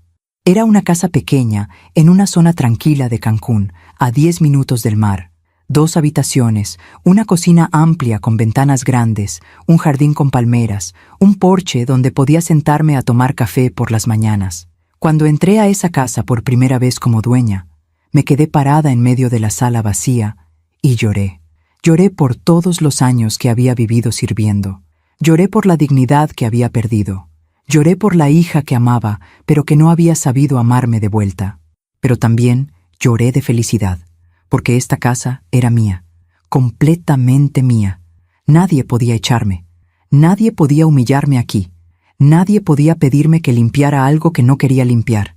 Esta casa era mi templo, mi refugio, mi libertad. Durante los primeros meses en Cancún, mi teléfono sonó muchas veces. Sara me llamaba, Ignacio me llamaba, hasta la madre de Ignacio me llamó una vez. Yo no contestaba. Había cambiado mi número, tal como había planeado. Pero ellos habían encontrado formas de contactarme. Mensajes en redes sociales, emails, mensajes de texto desde números desconocidos. Mamá, por favor, háblame. Noelia, necesitamos hablar. Fui un tonto. Perdóname. Señora Noelia, soy Fernanda, la hermana de Ignacio. Mi hermano está muy arrepentido. Sara está devastada. Por favor, déles una oportunidad. Leía los mensajes, todos, pero no respondía. No porque fuera cruel, sino porque necesitaba tiempo, necesitaba espacio. Necesitaba sanar sin la presión de sus expectativas, sin la culpa de sus lágrimas, sin el peso de sus arrepentimientos tardíos. Tal vez algún día hablaría con Sara. Tal vez algún día podríamos tener una conversación real, honesta, sin mentiras. Pero ese día no era hoy. Hoy necesitaba ser egoísta. Hoy necesitaba pensar en mí. Una tarde, 3 meses después de llegar a Cancún, conocí a un grupo de mujeres en un café del centro. Eran mujeres de mi edad, algunas mayores, algunas más jóvenes. Se reunían todos los jueves por la tarde para tomar café, platicar, reír. Una de ellas, una mujer llamada Patricia de 62 años, me invitó a sentarme con ellas. «Te veo siempre sola», me dijo con una sonrisa cálida. «Ven, siéntate con nosotras». Y me senté. Esa tarde escuché sus historias. Patricia había dejado a su esposo abusivo después de 30 años de matrimonio. Carmen había perdido a su hijo en un accidente y había tenido que reconstruir su vida desde cero. Rosa había criado sola a 4 hijos después de que su esposo la abandonó. Cada una tenía cicatrices, cada una había sobrevivido a algo terrible, y cada una había encontrado la forma de seguir adelante. Cuando me tocó hablar, les conté mi historia. Todo, desde el principio hasta el final. Ellas escucharon sin interrumpir, y cuando terminé, Patricia me tomó la mano. «Eres muy valiente, Noelia». «No me siento valiente», admití. «Me siento cansada». Eso es porque todavía estás cargando el dolor, dijo Carmen. Pero poco a poco lo vas a soltar, y un día vas a despertar y te vas a dar cuenta de que ya no duele tanto. ¿De verdad?, pregunté. De verdad, dijeron todas al mismo tiempo, y me di cuenta de que había encontrado algo que no sabía que necesitaba: hermanas, mujeres que entendían, mujeres que no me juzgaban, mujeres que habían caminado caminos similares y habían sobrevivido. Con el paso de los meses, empecé a hacer cosas por mí misma. Tomé clases de pintura, esas clases que había querido tomar años atrás y que Ignacio había impedido. Resultó que no era muy buena pintando, pero no importaba. Me hacía feliz. Me uní a un grupo de caminata que recorría la playa todas las mañanas. Conocí a más gente. Hice más amigas. Empecé a voluntariar en la fundación para mujeres que había ayudado a crear con parte de mi dinero. Escuchaba historias de mujeres que habían sufrido abuso, abandono, humillación. Les daba consejos, les daba esperanza, les mostraba que era posible salir adelante. Y al ayudarlas, me ayudaba a mí misma. 6 meses después de llegar a Cancún, finalmente contesté una llamada de Sara. No porque me sintiera obligada, sino porque estaba lista. ¿Mamá? Su voz sonaba rota, pequeña, asustada. Hola, Sara. Mamá, gracias por contestar. Gracias. Yo no sabía si volverías a hablarme algún día. Necesitaba tiempo, hija. Lo sé, lo entiendo. Mamá, yo me quiero disculpar por todo, por no defenderte, por permitir que Ignacio te tratara así, por ser tan egoísta, por no amarte como merecías. Las lágrimas me quemaron los ojos, pero mi voz se mantuvo firme. Gracias por decirlo, Sara. ¿Me perdonas? Pensé en esa pregunta durante un momento largo. El perdón no es algo que se da de la noche a la mañana. Le dije honestamente, el perdón es un proceso. Y todavía estoy en ese proceso. Pero sí puedo decirte que ya no te guardo rencor, ya no siento rabia, solo siento tristeza por lo que pudimos haber sido y no fuimos. Sara lloró al otro lado de la línea. ¿Vas a regresar algún día? No sé, hija. Esta es mi vida ahora. Tengo una casa aquí, tengo amigas, tengo paz, y eso es algo que no tuve en mucho tiempo. Lo entiendo. Hubo un silencio. ¿Todavía estás con Ignacio?, pregunté. Silencio más largo. Sí, dijo finalmente. Pero las cosas han cambiado. Él está diferente, más, no sé, más amable. Sara, las personas no cambian realmente. Solo cambian su comportamiento cuando les conviene. Ignacio está siendo amable porque ahora sabe que no me tiene bajo su control, pero su esencia es la misma. Tal vez tienes razón. Recuerda lo que está en el testamento, le dije suavemente. Hay dinero esperándote si decides hacer lo correcto para ti, pero solo tú puedes decidir qué es lo correcto. Lo sé, mamá, y gracias. Por eso, por todo. Te amo, Sara. Siempre te voy a amar, pero amar no significa aceptar maltrato. Espero que algún día entiendas eso. Lo entiendo ahora, mamá. Ahora sí lo entiendo. Colgamos, y yo me quedé sentada en mi porche, mirando el sol ponerse sobre el mar, sintiendo que una parte de mi corazón empezaba a sanar. Esa noche saqué la fotografía de Veracruz y la miré por última vez con nostalgia. Ya no necesitaba buscar a esa mujer joven, porque la había encontrado, no afuera, sino adentro. Esa mujer nunca se había ido realmente, solo había estado dormida, esperando el momento correcto para despertar, y ahora estaba despierta, libre, viva. Guardé la fotografía en un marco nuevo y la colgué en la pared de mi sala, ya no como un recordatorio de lo que había perdido, sino como una celebración de lo que había recuperado. 1 año después de haber dejado esa casa, recibí una llamada inesperada. Era Patricia, mi amiga del grupo de café, pero no llamaba para charlar. Noelia, acabo de ver algo en Facebook que creo que deberías saber. Mi corazón se aceleró. ¿Qué pasa? Es sobre tu hija. Sara publicó algo fuerte. Me envió una captura de pantalla. Era una publicación de Sara, escrita a las 2 de la mañana. A veces las decisiones más difíciles son las que nos salvan. Hoy firmé mis papeles de divorcio. Después de 4 años de matrimonio, elegí mi paz mental sobre la comodidad. Elegí mi dignidad sobre el miedo. Mi mamá me enseñó que nunca es tarde para empezar de nuevo. Mamá, si estás leyendo esto, tenías razón en todo. Te amo y lo siento. Leí la publicación 3 veces. Sara se había divorciado de Ignacio. Cerré los ojos y sentí algo cálido expandirse en mi pecho. No era satisfacción por su sufrimiento, era alivio. Alivio de que mi hija finalmente había encontrado la fuerza para liberarse. Le marqué de inmediato. Sara contestó al primer timbre, como si hubiera estado esperando mi llamada. «Mamá, vi tu publicación. ¿Y? Estoy orgullosa de ti, hija». Escuché un sollozo al otro lado de la línea. «Gracias, mamá. Necesitaba escuchar eso». Quedamos de vernos 2 semanas después en un café neutral, a medio camino entre Cancún y donde ella vivía ahora. Cuando la vi entrar al café, casi no la reconocí. Se veía diferente, más delgada, más cansada, pero también más real, como si finalmente hubiera dejado de usar una máscara. Nos abrazamos, un abrazo largo, lleno de todo lo que no habíamos dicho durante un año. Nos sentamos y pedimos café. «Cuéntame», le dije. Sara respiró profundo. «Después de que te fuiste esa Nochebuena, todo se desmoronó. Los invitados se fueron incómodos. La familia de Ignacio estaba escandalizada. Y él estaba furioso. ¿Qué pasó? Al principio intentó convencerme de que tú estabas loca, que habías exagerado todo, que él siempre te había tratado bien y que tú eras una malagradecida. ¿Y tú le creíste?» Sara negó con la cabeza. «No, porque yo había visto todo. Había estado ahí. Y aunque había tratado de ignorarlo, después de esa noche ya no pude. Tus palabras seguían resonando en mi cabeza. ¿Me amas porque soy tu madre o porque limpio tu casa?» Y me di cuenta de que yo también había dejado que Ignacio me tratara mal, solo que de formas más sutiles. Tomó un sorbo de café con manos temblorosas. Empecé a verlo diferente, a ver cómo me hablaba, cómo me ignoraba cuando no le convenía, cómo todos sus planes siempre eran sobre él, nunca sobre mí, cómo me había convertido en un accesorio de su vida perfecta. «¿Por qué te tardaste tanto en irte?»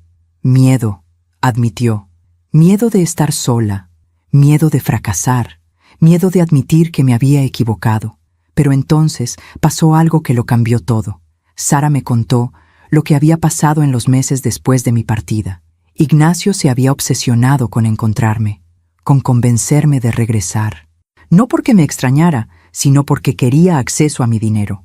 «Me pedía todos los días que te llamara», dijo Sara, «que te convenciera de perdonarlo, que le dieras solo $1 millón para invertir en un negocio. Decía que era lo mínimo que podías hacer después de todo lo que él había hecho por ti». Me reí amargamente. «¿Todo lo que él hizo por mí? ¿Te refieres a humillarme durante 2 años?» «Exacto, pero él no lo veía así. Él pensaba que al dejarte vivir en su casa te había hecho un favor enorme. Pensaba que le debías algo». «¿Y tú qué pensabas?» Sara bajó la mirada. «Al principio yo también lo creía un poco, pero poco a poco empecé a ver las cosas claramente. Empecé a recordar todo lo que tú habías hecho por nosotros, todo lo que habías trabajado, y me di cuenta de que Ignacio tenía razón en algo. Alguien nos había hecho un favor enorme, pero no era él, eras tú». Sara continuó su historia. 3 meses después de mi partida, la hermana de Ignacio, Fernanda, tuvo una cena familiar. Invitó a Sara e Ignacio. Durante la cena, mientras tomaban vino, Fernanda y la madre de Ignacio empezaron a hablar de mí. «Qué suerte que se sacó la lotería», dijo Fernanda. «Aunque honestamente, con $27 millones, lo mínimo que podría hacer es compartir un poco con su única hija». La madre de Ignacio asintió. «Es muy egoísta de su parte irse y dejarlos así, después de todo lo que ustedes hicieron por ella». Sara me miró. En ese momento, mamá, algo dentro de mí explotó. Dejé la copa de vino sobre la mesa con tanta fuerza que todos me miraron. «¿Qué les dijiste?» «Les dije la verdad. Les dije que tú habías trabajado como esclava en nuestra casa durante 2 años, que Ignacio te había tratado como basura, que yo había sido una cobarde al no defenderte. Les dije que no eras egoísta, sino la persona más generosa que conocía, y que después de todo lo que te habíamos hecho, era un milagro que todavía me hablaras». Sentí un nudo en la garganta. ¿Y qué dijeron ellos? Ignacio me llamó dramática. Su madre dijo que yo estaba siendo irrespetuosa. Fernanda dijo que yo estaba exagerando. Pero yo ya no me callé. Les conté todo, las humillaciones, los planes de quitarte tu casa, el chat donde Ignacio te llamaba vieja inútil, todo. ¿Y entonces? Entonces Ignacio me ordenó que me callara. Me lo ordenó mamá, como si yo fuera una niña, y en ese momento vi mi futuro. Vi cómo sería mi vida con él. Años y años de ser ordenada, controlada, silenciada. Años de convertirme en lo que tú habías sido para él, algo útil que eventualmente dejaría de serlo. Sara se limpió las lágrimas. Me levanté de esa mesa y le dije que quería el divorcio, ahí mismo, delante de toda su familia, y me fui. Después de esa cena, Sara se había mudado de regreso a la casa de la calle Jacarandas, la casa que yo le había dejado. Estaba abandonada, mamá, llena de polvo, descuidada, pero cuando entré y cerré la puerta, sentí algo que no había sentido en años. Sentí que estaba en casa. Me alegra, hija. Empecé a arreglarla, poco a poco, con mis propias manos. Pinté las paredes, arreglé las goteras, planté flores en el jardín, y cada cosa que hacía pensaba en ti, en cómo habías hecho todo esto sola, sin ayuda, mientras me criabas. Sara tomó mi mano sobre la mesa. Mamá, yo no sabía lo difícil que había sido, no sabía cuánto habías sacrificado, porque tú nunca te quejabas, siempre hacías que todo pareciera fácil, y yo crecí pensando que todo lo que hacías era normal, que era tu obligación. No te culpo por eso, Sara, yo te enseñé mal, te enseñé que el sacrificio era amor, pero no te enseñé que el amor también requiere límites. Pues ahora lo estoy aprendiendo, dijo con una sonrisa triste. Mejor tarde que nunca. Me contó sobre el proceso de divorcio. Ignacio había peleado cada paso del camino, no porque quisiera salvar el matrimonio, sino porque no quería perder la casa. Contrató a un abogado caro que intentó argumentar que la casa era propiedad conyugal, pero el título estaba solo a mi nombre porque tú me la habías dejado directamente a mí. No teníamos bienes compartidos realmente. Él pagaba la hipoteca de su casa, pero nunca la terminó de pagar. Y esa casa, técnicamente, es de sus padres. ¿Y cómo terminó? Terminó con él sin nada excepto sus deudas. Resulta que Ignacio había estado invirtiendo en negocios riesgosos. Tenía préstamos que yo no conocía, deudas de tarjetas de crédito. Su empresa no estaba tan bien como él presumía. Sara hizo una pausa. De hecho, mamá, hay algo más que deberías saber. ¿Qué? Ignacio se declaró en bancarrota hace 3 meses. Me quedé en silencio, procesando la información. Su negocio quebró, las inversiones fallaron, sus socios lo demandaron por fraude. Perdió todo, su casa, su coche, su reputación. Ahora está viviendo en un departamento pequeño, trabajando en un trabajo normal que odia, pagando deudas que va a tardar años en liquidar. No sentí alegría al escuchar eso. No sentí satisfacción. Sentí algo más profundo. Sentí el equilibrio del universo funcionando. Ignacio había pasado años tratando de tomar lo que no era suyo. Mi casa, mi dignidad, mi paz. Y al final había perdido todo lo suyo. No por venganza, no porque yo hubiera hecho algo, sino porque las acciones tienen consecuencias. Porque la forma en que tratas a las personas regresa a ti de una forma u otra. ¿Cómo está él?, pregunté. Sara se encogió de hombros. Solo lo he visto una vez desde el divorcio. En la corte, para firmar los papeles finales, se veía vacío, viejo, cansado. Me miró como si esperara que yo le tuviera lástima, como si esperara que yo dijera, está bien, olvidemos todo esto y volvamos a estar juntos. ¿Y qué le dijiste? No le dije nada, solo firmé los papeles y me fui, porque ya no hay nada que decirle. Él eligió su camino, y yo elegí el mío. Nos quedamos en silencio durante un momento. ¿Sabes qué es lo más irónico?, dijo Sara finalmente. ¿Qué? Que si Ignacio te hubiera tratado bien, si nos hubiera tratado bien a las dos, probablemente habrías sido generosa con él. Probablemente le habrías ayudado económicamente, le habrías dado consejos, le habrías abierto puertas, porque así eras tú. Pero él eligió la crueldad, y la crueldad lo dejó solo y quebrado. Tenía razón. Si Ignacio me hubiera tratado con respeto, con dignidad, con amor genuino, yo habría sido la primera en apoyarlo, porque yo era una mujer generosa. Siempre lo había sido, pero mi generosidad tenía límites ahora, y esos límites estaban bien puestos. Después del café, Sara y yo caminamos por el malecón. Mamá, hay algo más que quiero decirte. Dime, hija, el dinero que dejaste en el fideicomiso para mí. ¿Sí? No lo he tocado. La miré sorprendida. ¿Por qué no? Ya te divorciaste. Puedes acceder a él. Lo sé, pero no quiero tomarlo todavía. ¿Por qué no? Sara se detuvo y me miró a los ojos. Porque quiero probarte que no estoy contigo por el dinero. Quiero reconstruir nuestra relación desde cero, sin que el dinero esté de por medio. Quiero que sepas que te amo porque eres mi mamá, no porque tienes 27 millones de dólares. Las lágrimas corrieron por mis mejillas. Sara, cuando sienta que hemos sanado de verdad, cuando sienta que nuestra relación es fuerte de nuevo, entonces tal vez lo tome. O tal vez no. Tal vez lo deje para una fundación, como hiciste tú. No sé. Pero por ahora no lo necesito. Tengo un trabajo. Tengo la casa, y estoy aprendiendo a ser feliz con lo que tengo. La abracé fuerte. Estoy muy orgullosa de ti, hija, muy orgullosa. Esa noche, de regreso en mi casa de Cancún, me senté en el porche con una taza de té y miré las estrellas. Pensé en Ignacio, en su orgullo destrozado, en su vida arruinada, en su soledad. No sentí pena por él, pero tampoco sentí odio. Sentí lo que siente alguien que ha visto la justicia cumplirse de forma natural. Sentí paz, porque Ignacio no había sido castigado por mí. Había sido castigado por sus propias decisiones, por su crueldad, por su codicia, por su incapacidad de ver a las personas como seres humanos valiosos. Alguna vez me llamó loca, me llamó vieja inútil, me llamó carga. Y años después, él era quien estaba solo en un departamento pequeño, sin dinero, sin respeto, sin paz.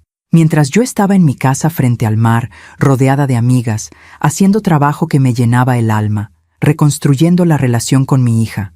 La vida siempre cobra sus deudas, no de forma inmediata, no de forma obvia, pero siempre cobra. Y yo había aprendido que la mejor venganza no es devolver el dolor.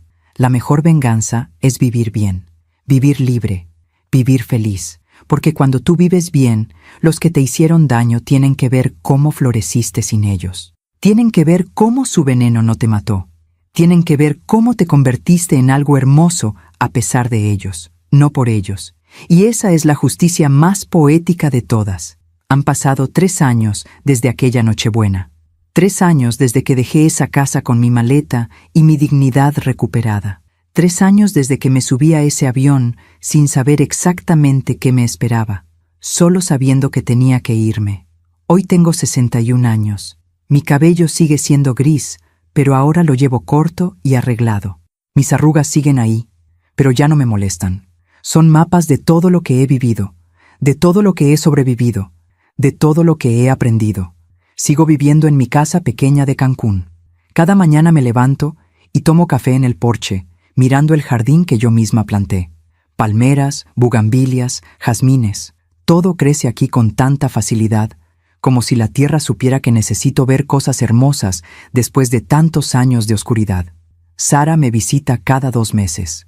Nos hemos ido reconstruyendo poco a poco. No es la misma relación que teníamos antes.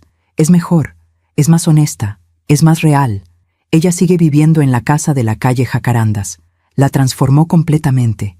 Ya no es la casita humilde donde la crié. Es algo nuevo, algo que ella construyó con sus propias manos. Y eso me llena de orgullo.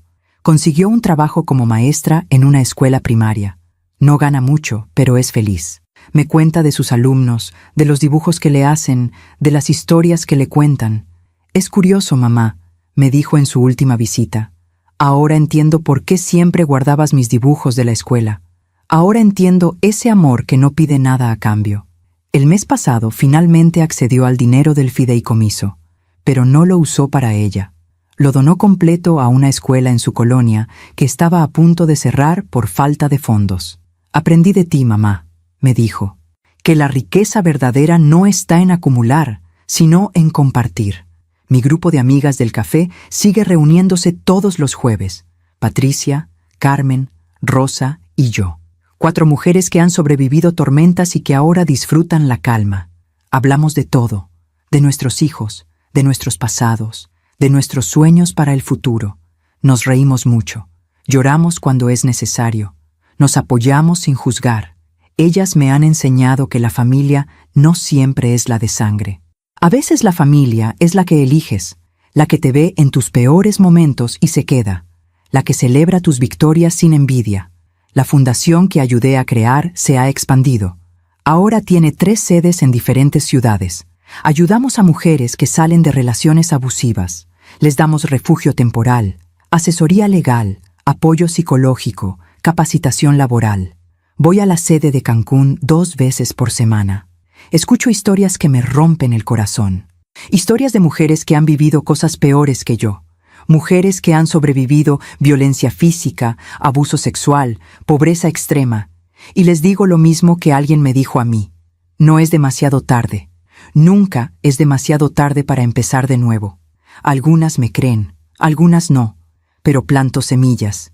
Y confío en que algún día esas semillas van a crecer. De Ignacio no sé mucho. Sara me contó hace unos meses que lo vio en un supermercado. Estaba solo, comprando cosas baratas, con la mirada perdida. Se veía viejo, mamá.